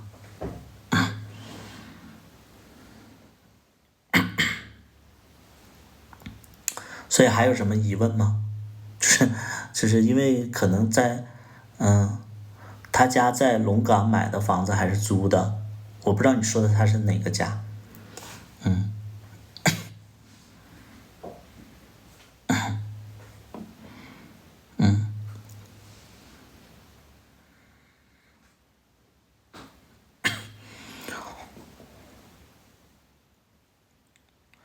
我给他希望又毁了他，怎么是我毁了他呢？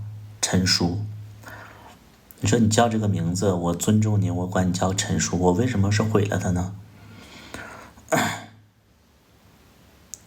他是独生子女，不是？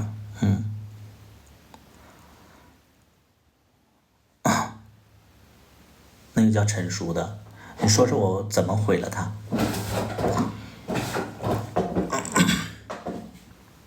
如果想要同频，找个年龄差不多的。是啊，现在我知道了嘛，我现在就觉得说，确实是有问题嘛，那就坚持不了，那就不坚持嘛，对吧？我觉得这挺没意义的，啊，他爸妈在龙岗吗？我都不愿意说，他爸妈都不管他，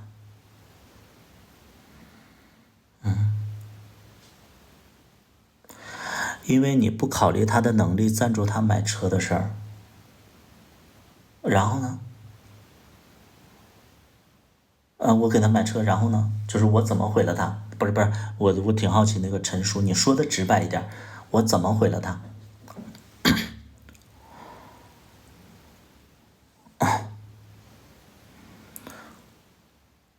啊，我怎么毁了他？我给他买车，我怎么毁了他？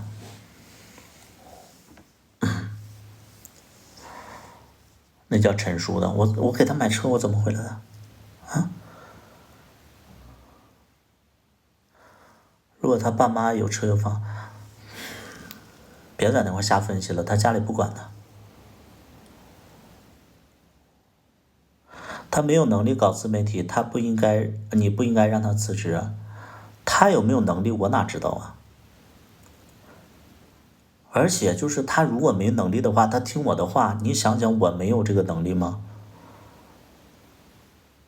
啊？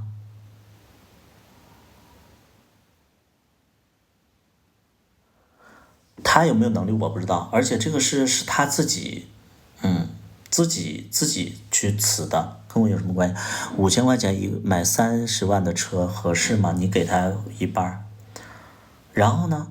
我怎么毁了他？给他一半儿是怎么毁了他？他的能力你看不出来吗？就这个叫猪猪的，如果说你要抬杠的话，我就抬不过你，因为你要抬杠的话，你怎么你都能抬出来啊。但是我就跟你说，我就跟你说，如果说他没有这个能力的话，他听话的话，我拍了这么多戏，你们都觉得卡卡的演技好，卡卡是完全不会演戏的。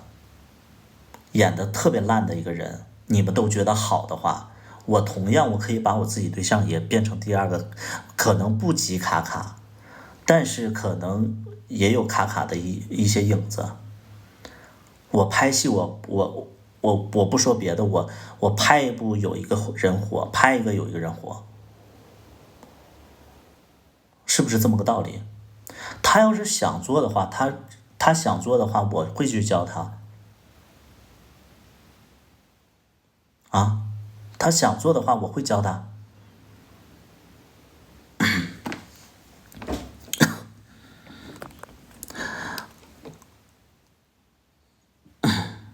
对，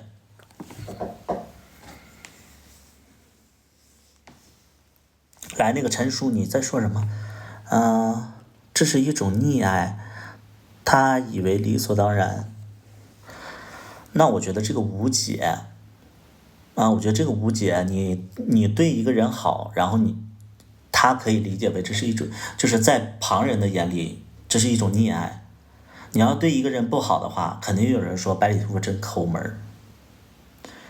我觉得这个东西无解呀。那个陈叔就是反正嘴在你身上，你愿意怎么去理解，这个完完全全是你自己，因为嘴在你身上。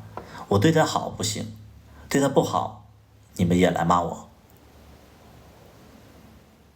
嗯，就我觉得这个我没办法啊。你对他好，这是溺爱；你对他不好，这是一种那个PUA 啊。那我真的我挺无力的啊。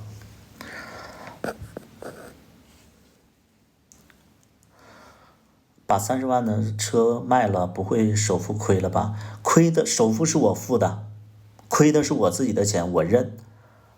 他贷款的钱都在他身上。嗯，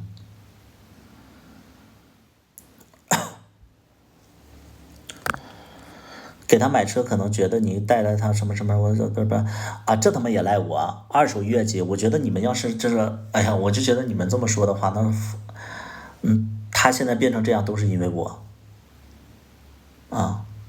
那我就觉得，那我谢罪吧，我啊，是不是啊？啊，你们这么说的话，那啥都赖我。对，那我觉得这别他妈谈恋爱了啊，别他妈谈恋爱了，就是这，对啊，你别对别人好了。嗯，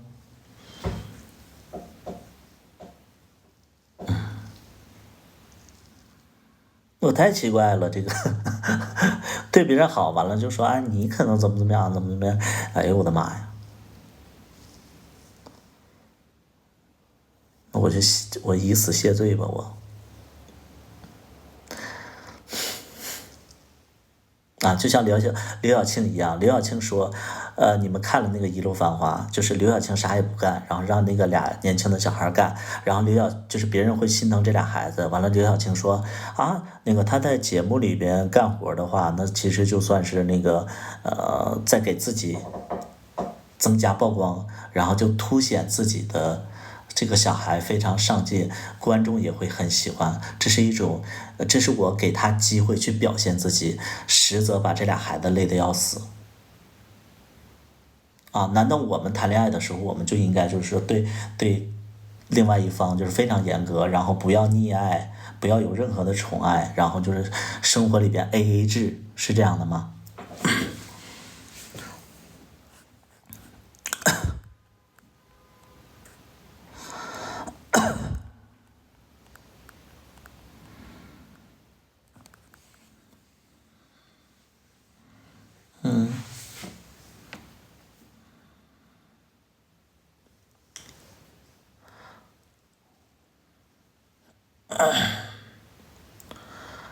想以前没有图图的什么，这个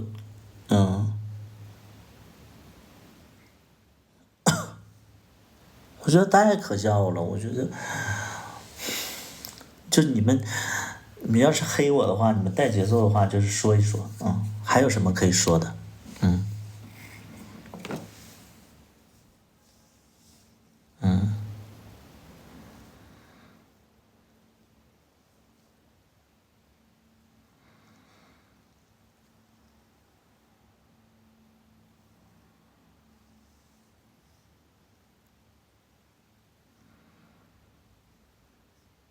天不骂人，我刚骂完人啊，我拉黑了2个。嗯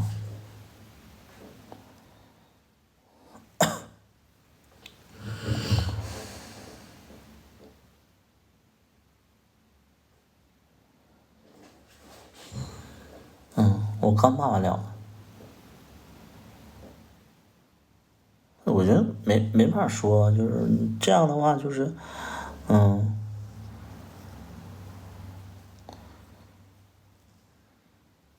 没有那个风，其实是我在批斗小大夫，小大夫忍不了了，才在直播上也吐槽我的，这个我觉得都正常，我一直都爱吐槽小大夫，但你给他的剩下的，他还要支撑下去，没分手，就在那个直播上互相那个怨气，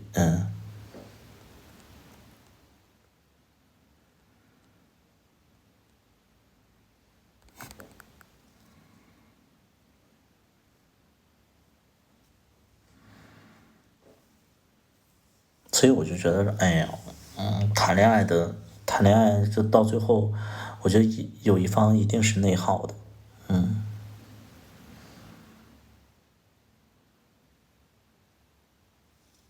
我觉得谈恋爱到最后一定会有一个内耗的。你们看了我的直播，其实你们就，我希望你们也要有那个启示，就是有一些总结，就是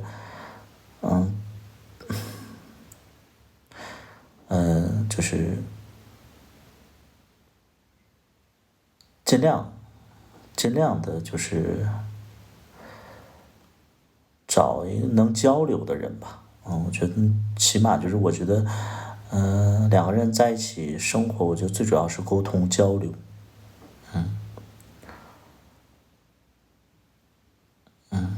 就交流，就是能交流能沟通，对，很正常的事，我也知道，但是我是说，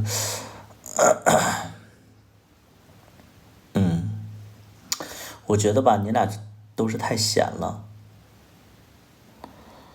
我俩都是太闲了。你了解我吗？你说我太闲了，这叫腾湖的。你了解我吗？我太闲了。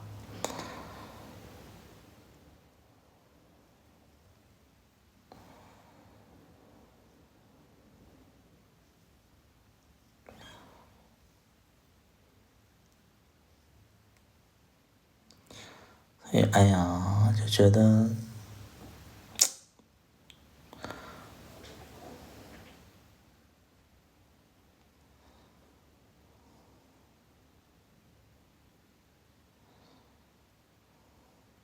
他不工作不吃不喝呀。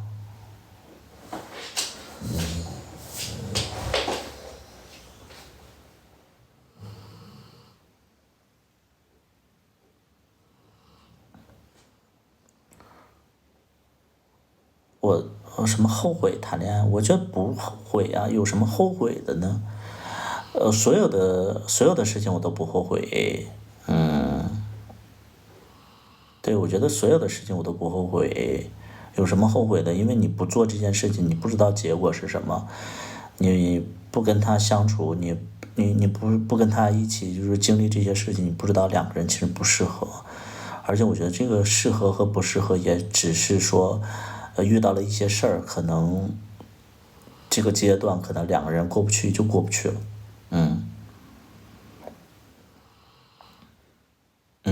就是你现在用给他交保险吗？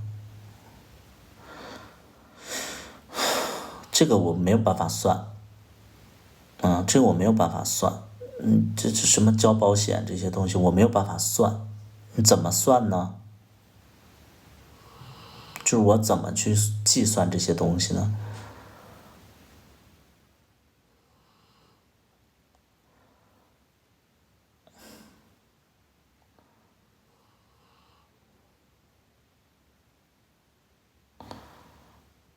如果他不工作，只负责照顾陪伴你，可以吗？他怎么照顾我陪伴我？因为我要工作呀，我是卡车司机呀，我在这开车，他给我包饺子，在车上给我包饺子，我要工作呀，他照顾我什么呀？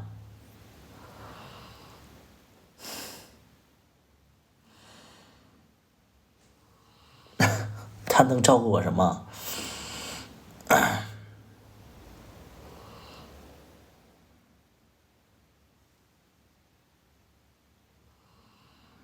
就他对自己没有要求，没有计划，我就觉得这个我就不想说了。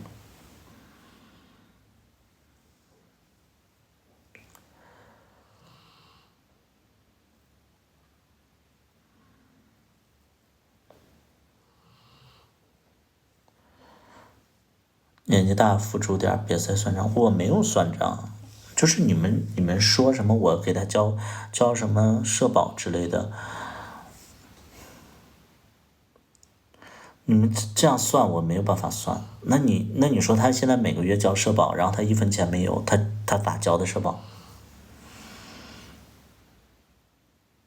他现在没有收入，他怎么交的社保？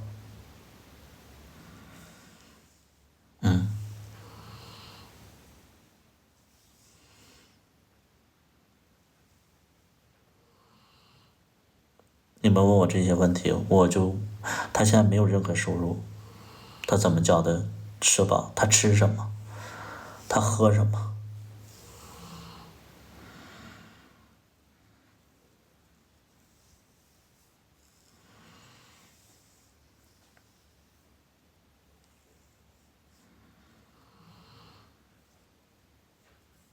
想不想顺其自然？顺其自然。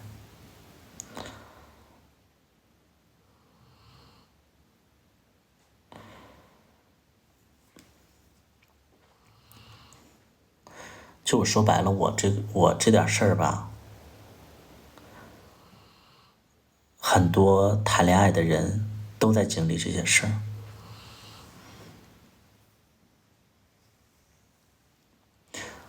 我这句话你们认不认同？就是我直播间里有没有这个正在谈恋爱的，也经历相同的事儿的，请扣一，肯定有。就感情其实是一种内耗，就是感情相处到后面，其实就是一个人的内耗。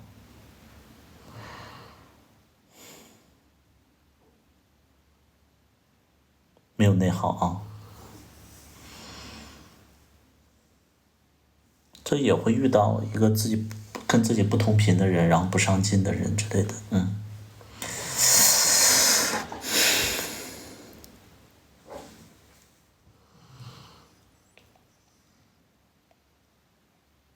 就是这样。肯定有一个人爱的多，有个人爱的少，有个人付出多，有个人付出少，有个人想的多，有个人想的少，他一定是这样的，一定是这样的。人人都会经历这点事儿，有的人可能不愿意说，有的人不愿意说。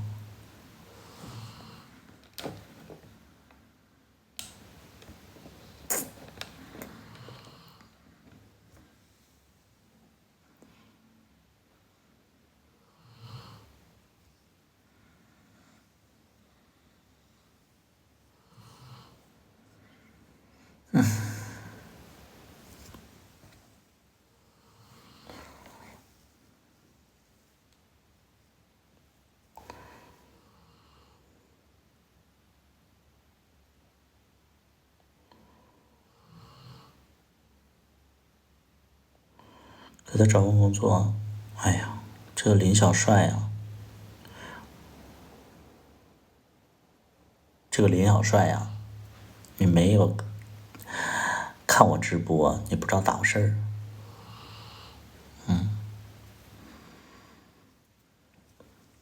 还有没有对我有一些误解的，来说出你们的误解，说出你们的误解，我来正面回应。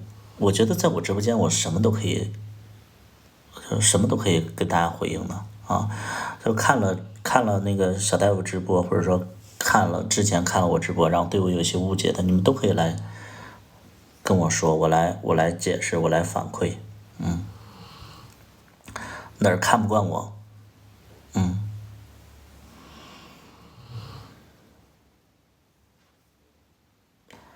都可以来，我坦诚不公的跟大家聊天啊，有什么想问的，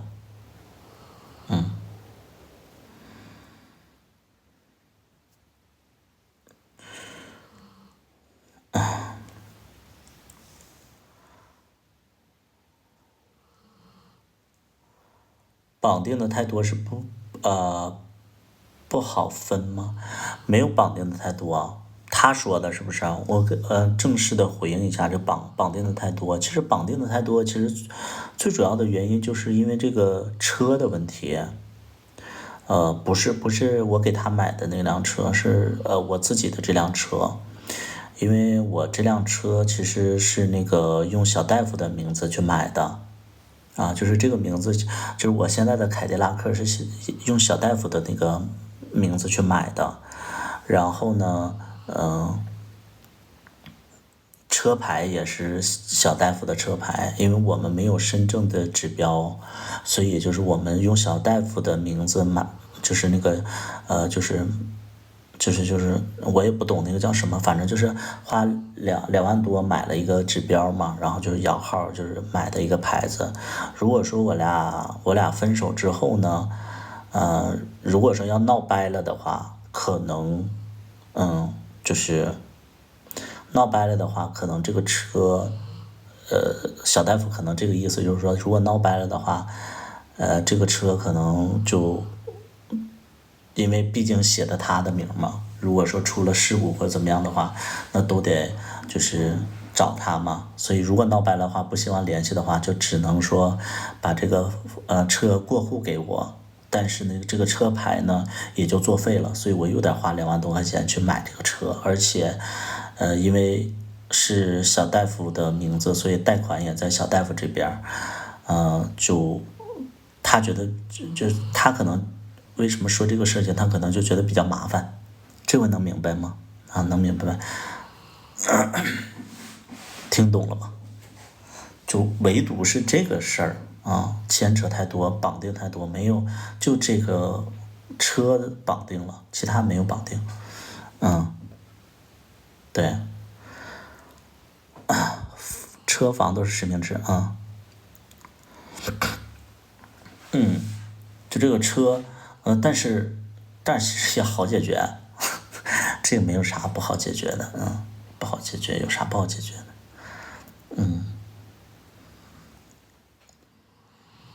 因为车贷肯定是我，他没收入，那肯定是我自己在还嘛，车贷肯定是我自己在还，然后这个，除非我俩闹掰了，除非我俩闹掰了，我觉得这不是绑定的，对，说出来你觉得不，原来什么？说出来你觉得不？原来如此，什么意思？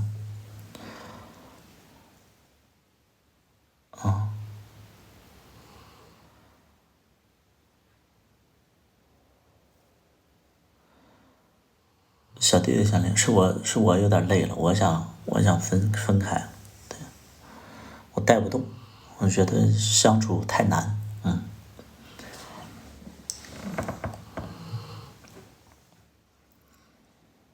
还有什么？还有什么就是大家不明白的，或者说对我有一些误解的，都可以来问我，我心平气和的跟大家聊啊，就是都是实事求是，实事求是，没有任何撒谎。就是你们在他直播间里听到了一些什么样的一些东西，都可以来找我聊，我都可以给大家解释，没有任何不愿意不可以讲的，那你喜欢小孩不都是这样的？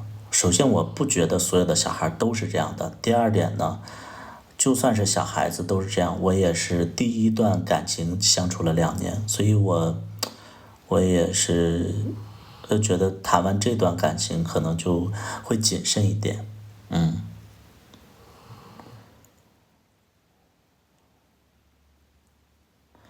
两个人不要起哄，没有，我觉得跟他不会起哄，就是我只是对，就是小大夫，小大夫就是我依然在心里非常认同他，我也觉得就是很有感情，对，但是我就觉得我就一点，我就觉得两个人频率不相同，就是他再好，他很好，但是他再好，两个人也会分开，对呀、一定会分开，一定会分开。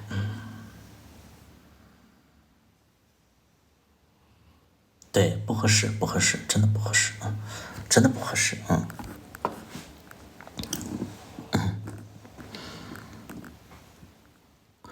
他觉得很不妥当，他朋友看见了怎么想他？他觉得是吗？那个叫舒 CC，他说公开那次卑微求我的那个，他说的是不是？其实我一直都，这个事儿其实我会比较，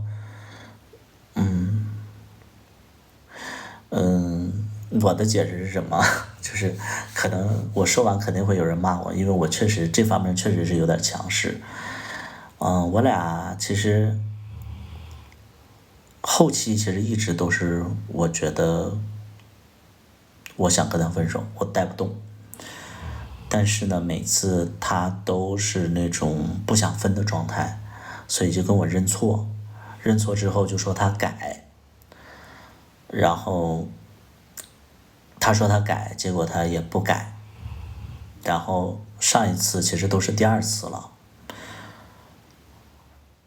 因为他每次他都说他改，他学着做自媒体，但是他都不做，所以我就我就觉得一定要给他一点教训，而且他上一次之所以生气的点是什么？他跟他的朋友去了我员工的一个酒吧里边，然后我忘了他是什么啊，他是有一个外地的朋友回来了，他要跟别人吃个饭，喝点酒。我其实就好像是他要，好像是他要开车吧，他好像要开车回去，我不让他开，好像是这么着，因为太久了，反正就是他跟他的所谓的朋友吃饭喝酒，喝到11、12点钟，他也不跟我说他回不回来。这一点是我很生气的，就是你喝到11、12点钟，你是回来还是不回来？因为他在深圳喝酒，我在惠州家里边，他也不跟我说回不回来。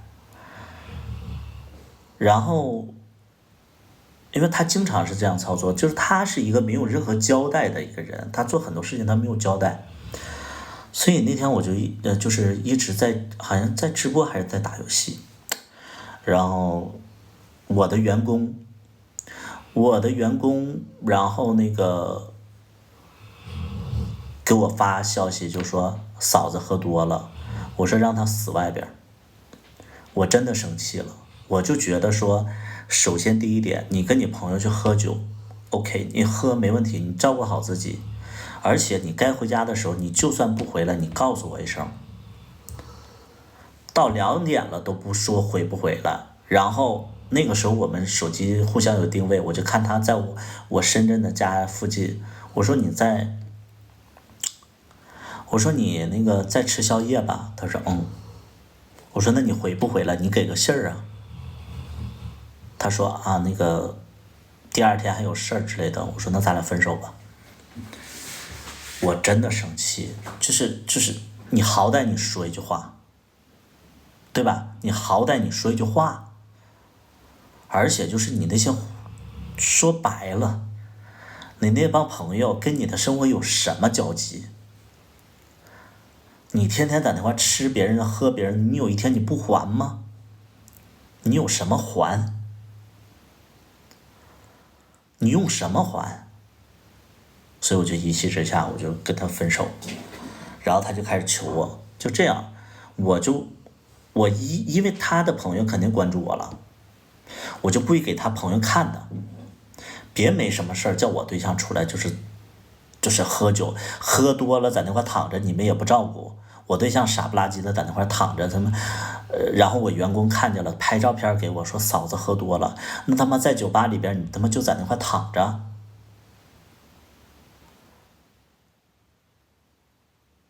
你们觉得妥当吗？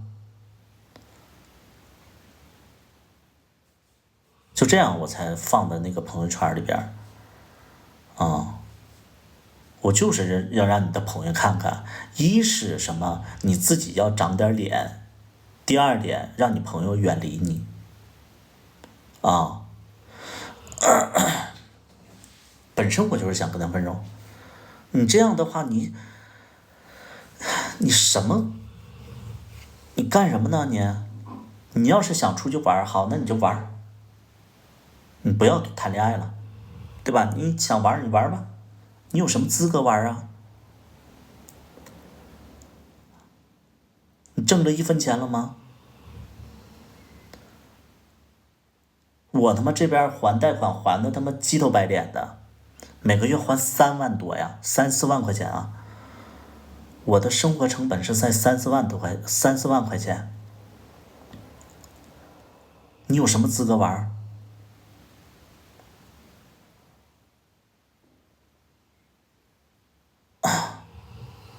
你为这个家你赚过一分钱吗？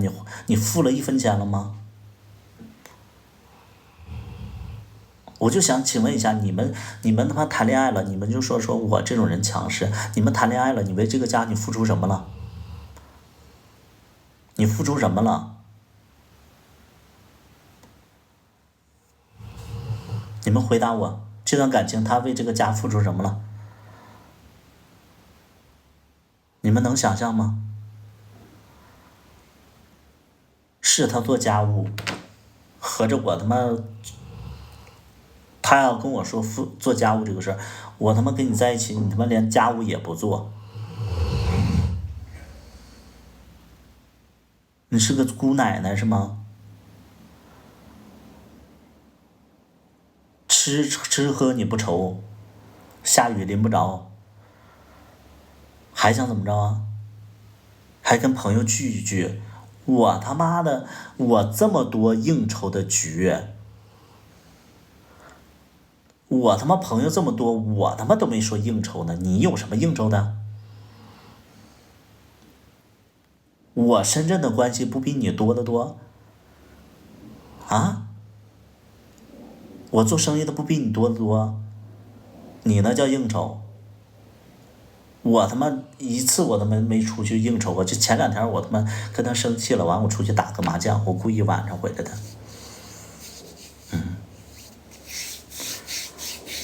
你问问他还有什么？听懂了吗？听懂请扣一。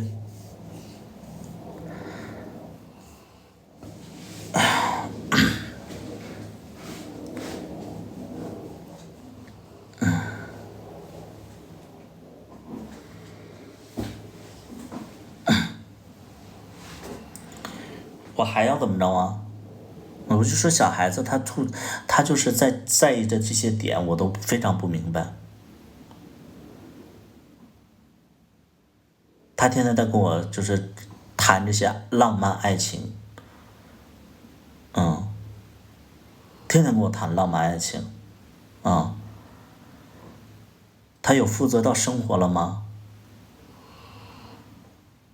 完全就是没有这方面的东西啊！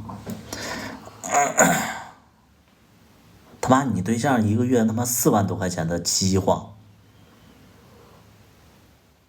这饥荒不是你带来的，我承认，但你起码你心疼心疼你对象，你天天也在这个家吃喝，你能稍微就是付出一点水电费，是买点就是负责水电费都可以。嗯，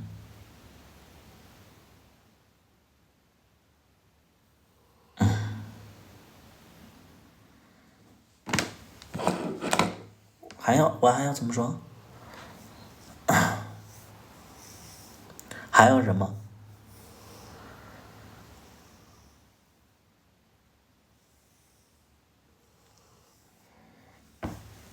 还有什么？对。还有对我有什么误解的？听他直播说了一些什么？你们觉得就是我做的不合理的啊？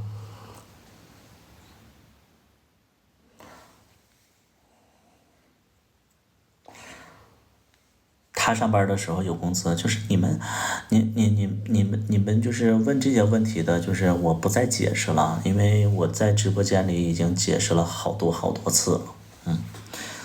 对，就是你们问这些问题的话，就是今天晚上我就不想再聊了。还有什么？你们觉得，我充其量就是我这个人吧，确实大男子主义啊，确实大男子主义。但我觉得我问心无愧，我对他非常好。嗯，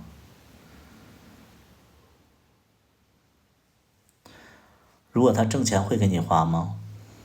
我一个月生活费他妈都要4、5万的人，他一个月挣的钱才3、4千，4、5千，到他手里他就2000块钱，他给我花，我会花吗？你们用后脑，你们脚后跟儿去想一想这个问题啊！你们用脚后跟儿想一想这个问题。他一个月2000块钱，他会给我花吗？我会花吗？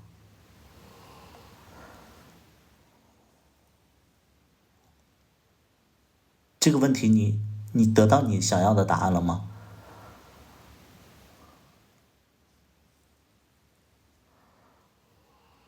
啊，这个问题你想要的，你得到想要的答案了吗？我花他这2000块钱，我有什么呀？花还是给你花，只是你不想花。2000块钱，2000块钱能干啥呀？你们生活过吗？2000块钱能干啥？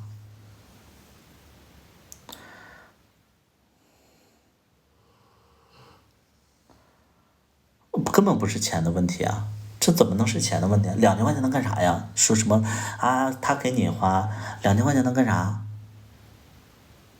买菜。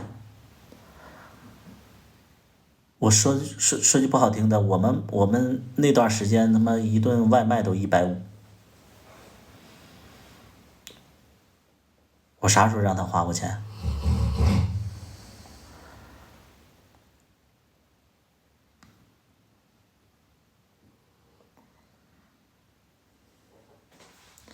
我巴不得他这2000块钱他能自己存下来，然后他自己手里有点钱。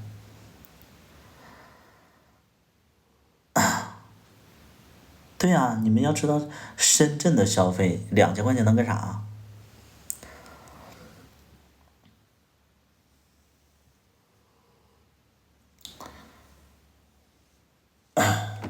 他他给我花，他怎么给我花呀？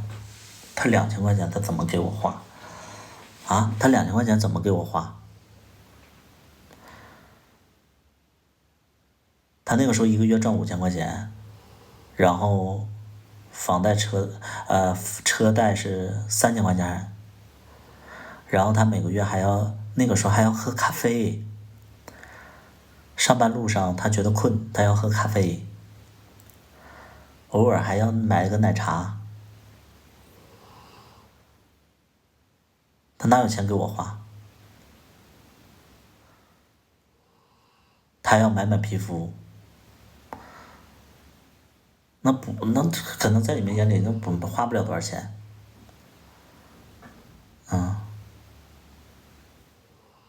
可能在你们眼里花不了多少钱，他一个月就2000块钱。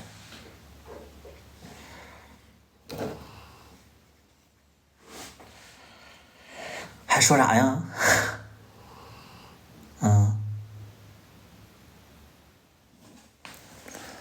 2年。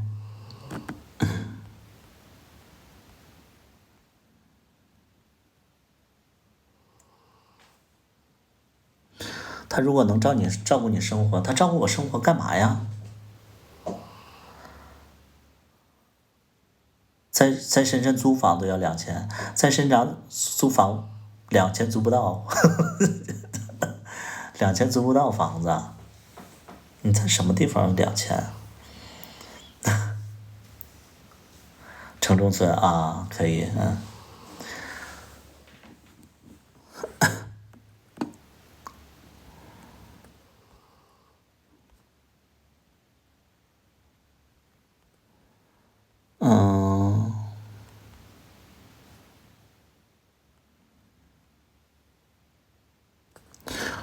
如果说他能照顾你，然后那个他不上班之类的，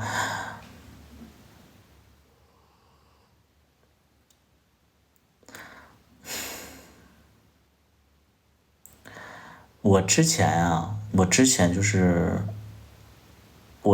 是做酒吧的时候，然后我又养狗，但是我在没谈恋爱之前，其实我就算喝的再多，我也会回家之后把狗遛了。这是因为我都自己生活了很多很多年，我从15岁18岁我就基本上就是自己在生活，所以我的生存能力是特别强的。说什么照顾我，我可以严格的说，就是说，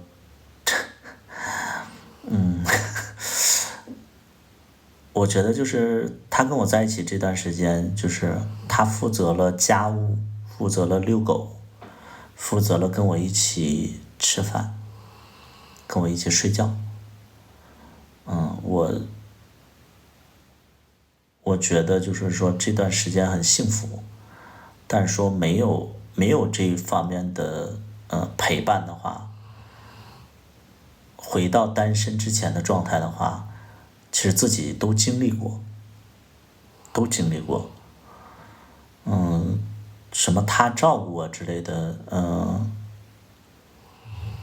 确实是在照顾我，但是我现在的工作情况，不像说之前总喝多呀之类的，现在就是可能未来可能就是要去北京。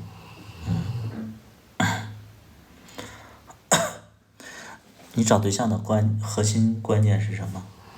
我跟他在一起其实就很突然的就在一起了，没有说准备好之类的，就觉得对方不错之类的，但是你要说我真正想找的对象是什么样的，我觉得我未来想找的对象啊，就暂时不想找了。如果说这段感情分手了以后，我就不太着急找了，甚至可能会让自己歇一歇，然后也做一做就是单身贵族的那种状态，就不着急找了。我也想，就是我也想，就是发展一下自己，我想发展一下自己，小人 BB 已经很分手，没有，没有，没有，没有，今天就在闹分手，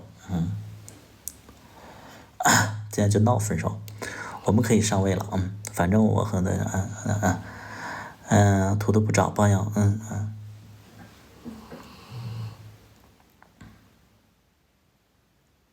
就我觉得，就是每一段感情，就是我这段感情是最长的一段，而且还是完完全全没有准备好的一种状态。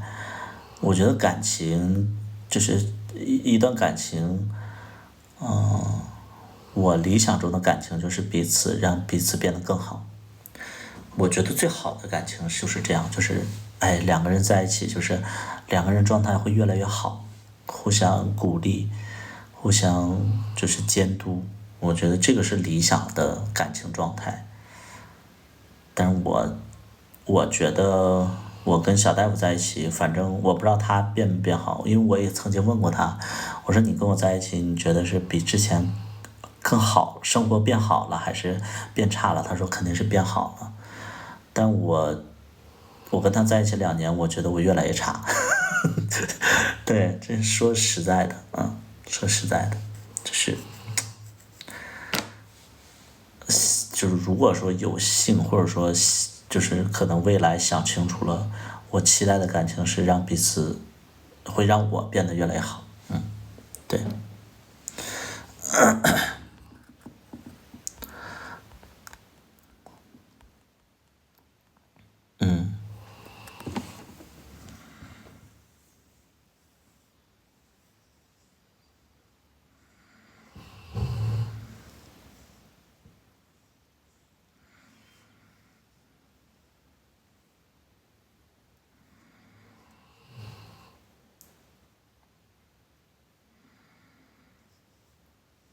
我不做酒吧了，我从来不做酒吧，跟新鲜感过了没关系。那个叫猪猪的，我本身就你们天天就说什么新鲜感过了，新鲜感过了，我本身我跟你们想的那种人就完全不一样。我本身跟你们想的就完全不一样，因为这段感情其实主动方不是我，怎么跟新鲜感有什么关系？我觉得你说新鲜感过了，那就是那种就是比较色，然后比较到处勾的，然后就是精虫上脑的那种人。有的人是这样的，你说感情什么腻了、淡了的，这些都可以理解，都可以说得通。但我这种人根本不是这种人。啊，我怎么能是新鲜感过了？就是你们的理解能力和对事情的认知还太浅薄。感情的东西，可能在你们眼里什么什么一定是什么，你遇到的那些东西就是全部的感情类型，不是这样。对，不是这样。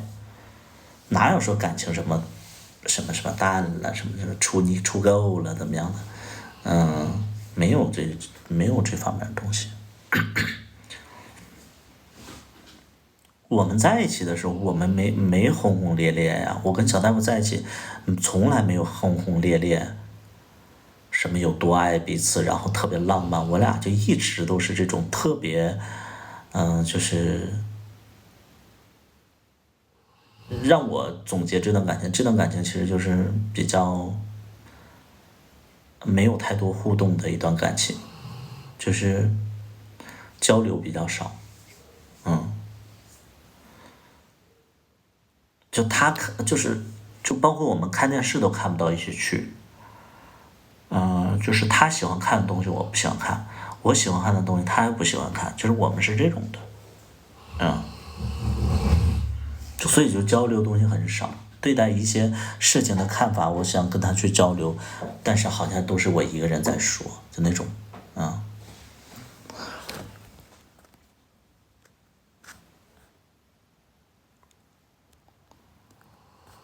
已经不住在一起，他在里边睡觉呢。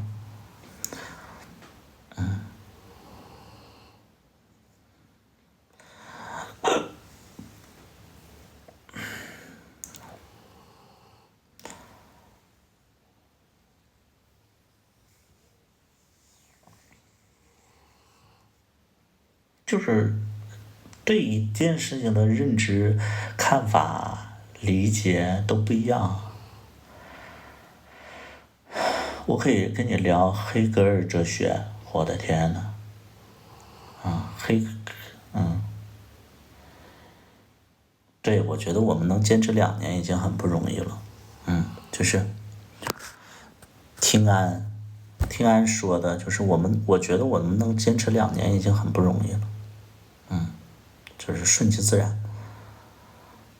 因为他明天他就要回那个他奶奶家去过年，然后我们聊一聊吧。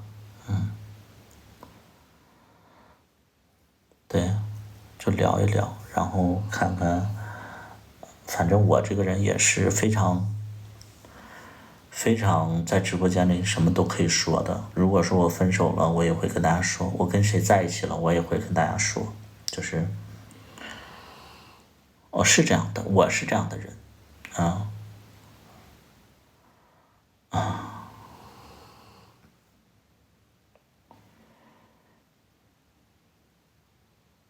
生病了有人喂药就挺好的。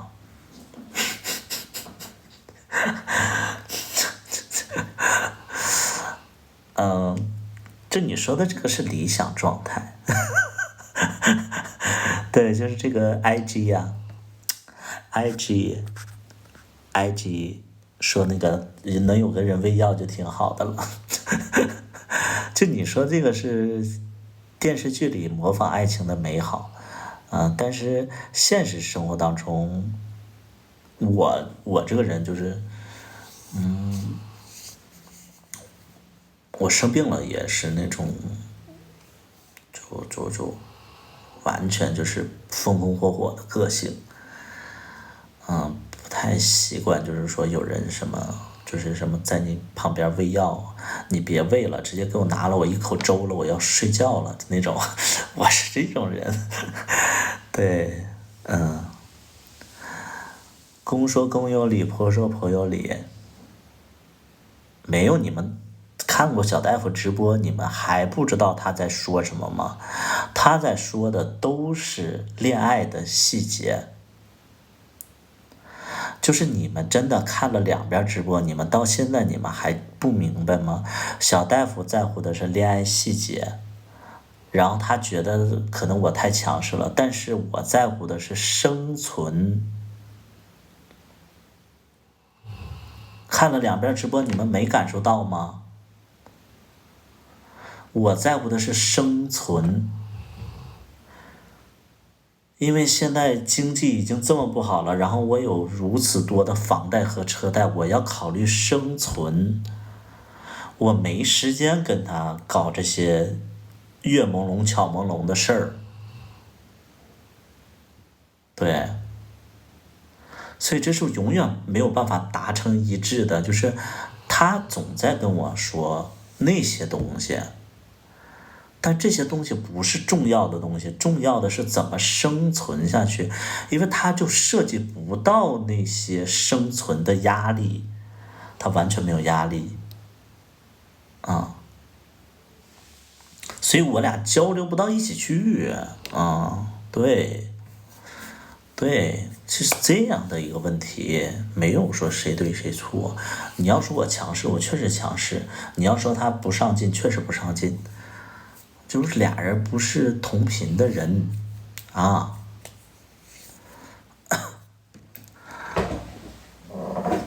年龄太大了，不是年龄太大了，我觉得是经历不相同啊，经历不相同啊，就年龄我俩其实差了9岁，但是就经历不相同，然后对待世界的了解看法都不一样。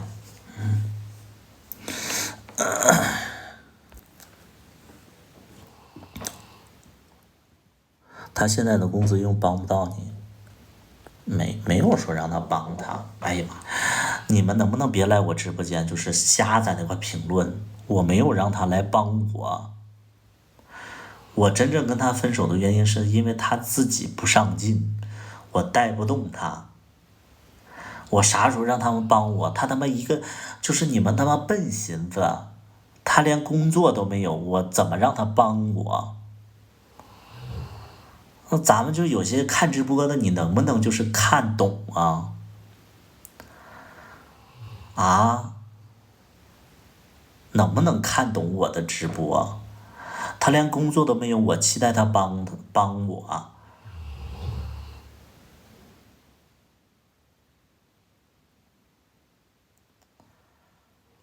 我要求的是不是我就还不如我直接悄没声的跟他分手了呢？就有些人看直播看不懂啊，愁死了。我就说，为什么就是说那个我在就是我有的时候被很多人误解，因为你们生活当中都是小大夫，有很多人都是小大夫，你们就是小大夫1号、2号、3号、4号、5号。听不明白话，没有办法交流，不在一个同频的一个空间里边，就说不懂。啊、小大夫1号、2号、3号、4号全来了，愁死了。所以就找对象真的不能找这些就是交流不了的人，真的交流不了。你说什么，他完完全全不知道你在说什么。他说啊啊哦啊，这咋整？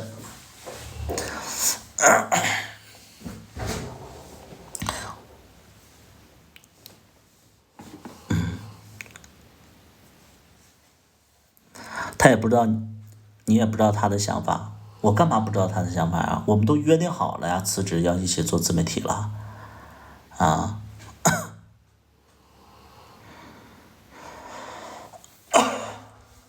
我们都约定好了做自媒体，他不做呀。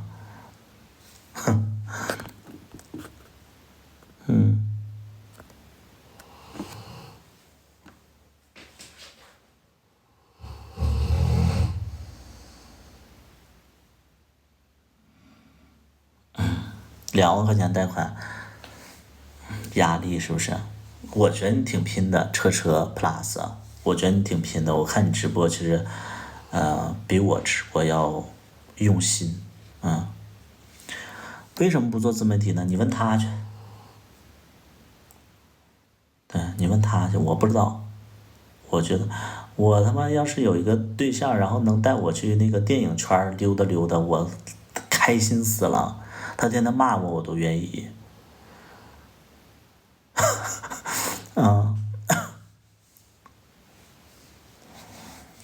多好啊！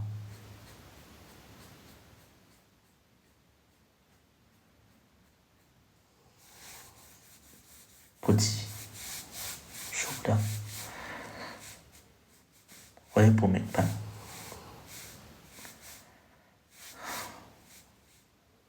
多奇葩呀！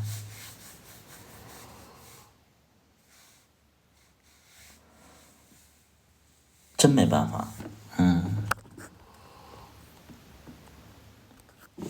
就真的小孩子就是这样，你对他，你要对他好，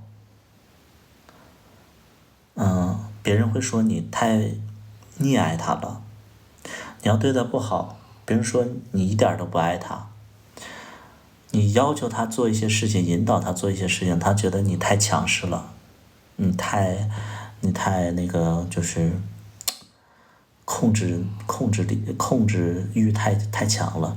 你要是完全不管他，你不爱我了。哎，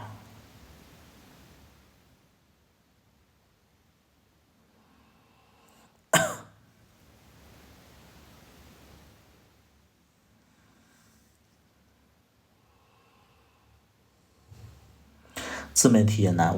孩子们，你们就是我承认，就是我就跟大家说句实话，自媒体确实难，但是自媒体比上班他们轻松多了。我扪心自问，就是我现在不靠自媒体，就是我不靠这个直播去打赏去赚钱了。但你们听我说一句实在话，但凡我要是想靠这个赚钱，我还是能赚到的。而且我就坐在这儿，风吹不着，雨淋不着，我就通过我的展现个人的一些魅力和花言巧语，我就轻松的能把钱赚着。这他妈不比你做服务员，你出体力，或者说你动脑子去跟别人谈判，你去熬夜喝酒强多了。咱们说实话，你们可能觉得真的很是确实现在直播行业确实不如之前了。但想想，你就坐在这儿，你就做样子，在那块就是大家好，我是白兔，今天第一天直播，大家点点关注，就这种就可以骗到钱，多简单呢！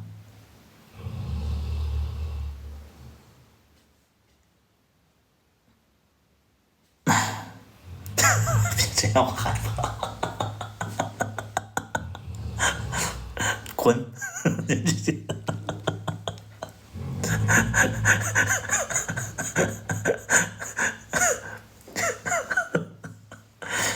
滚出去！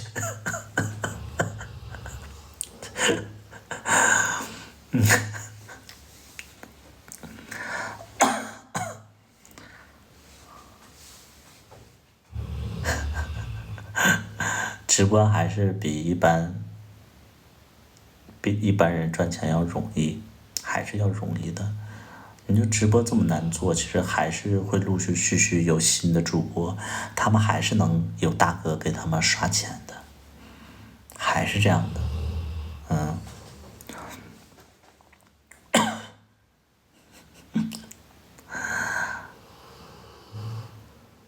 骗大哥钱，来，我觉得我直播间里应该有一些新主播，我教大家怎么直播啊。骗大哥钱应该这么播，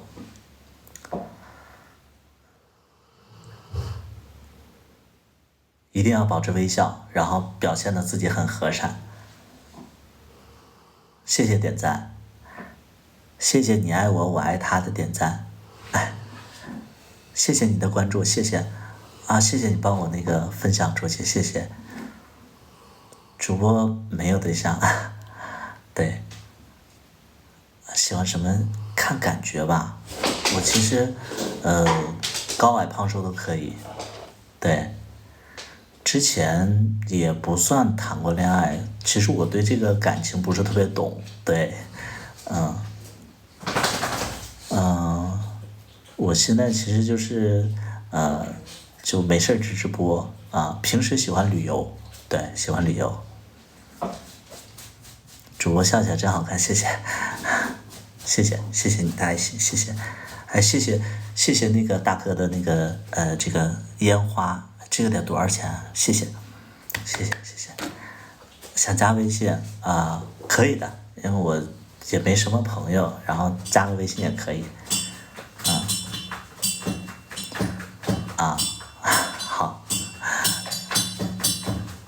行，那我以后就叫你王哥，好吧？哎，加我了，好，那我下播我就同意一下，咱们就是可以线下聊。好，你去忙。下播了，王哥你好，谢谢你的烟花，我第一天直播你就送我这么大的礼物，非常感谢。好啊，我没有去过成都，有机会去找你，到时候你可不要不见我哦。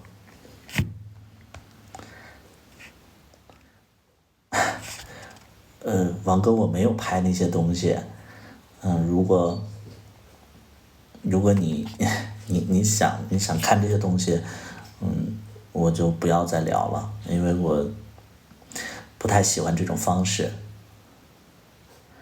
我没生气，我只是有点吓到了。那我先去忙了，王哥再见。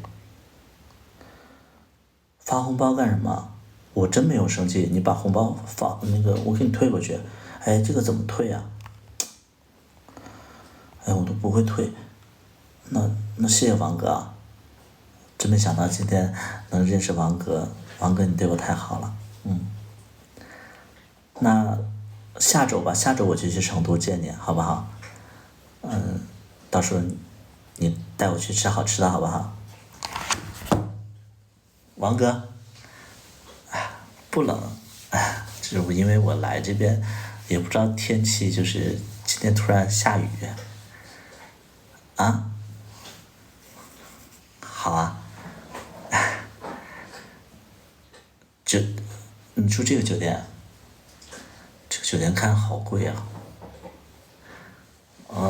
我坐这就行，谢谢王哥。什么？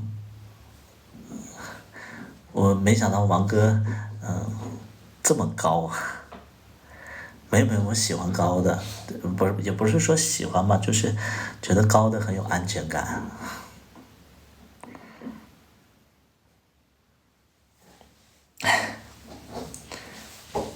王哥，我觉得，第一次见面我确实是，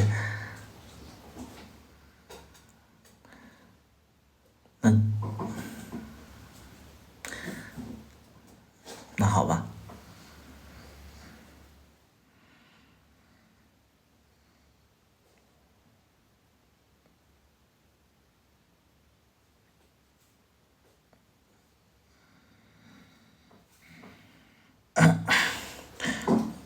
要不我们出去走走吧？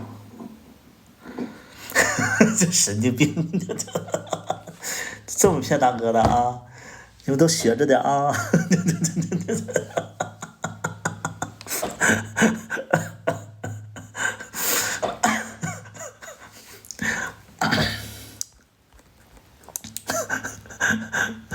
啊，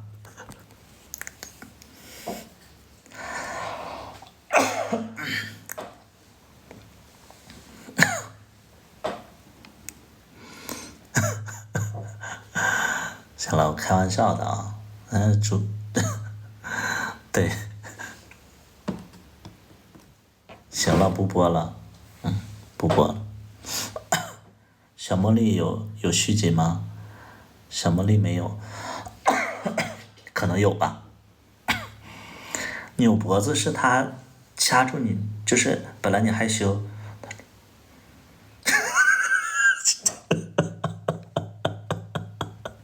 房哥，房哥比较就是霸道总裁。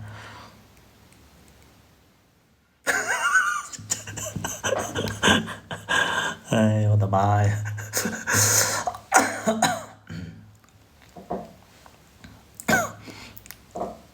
霸道总裁啊，行了，不播了，大家早点休息吧。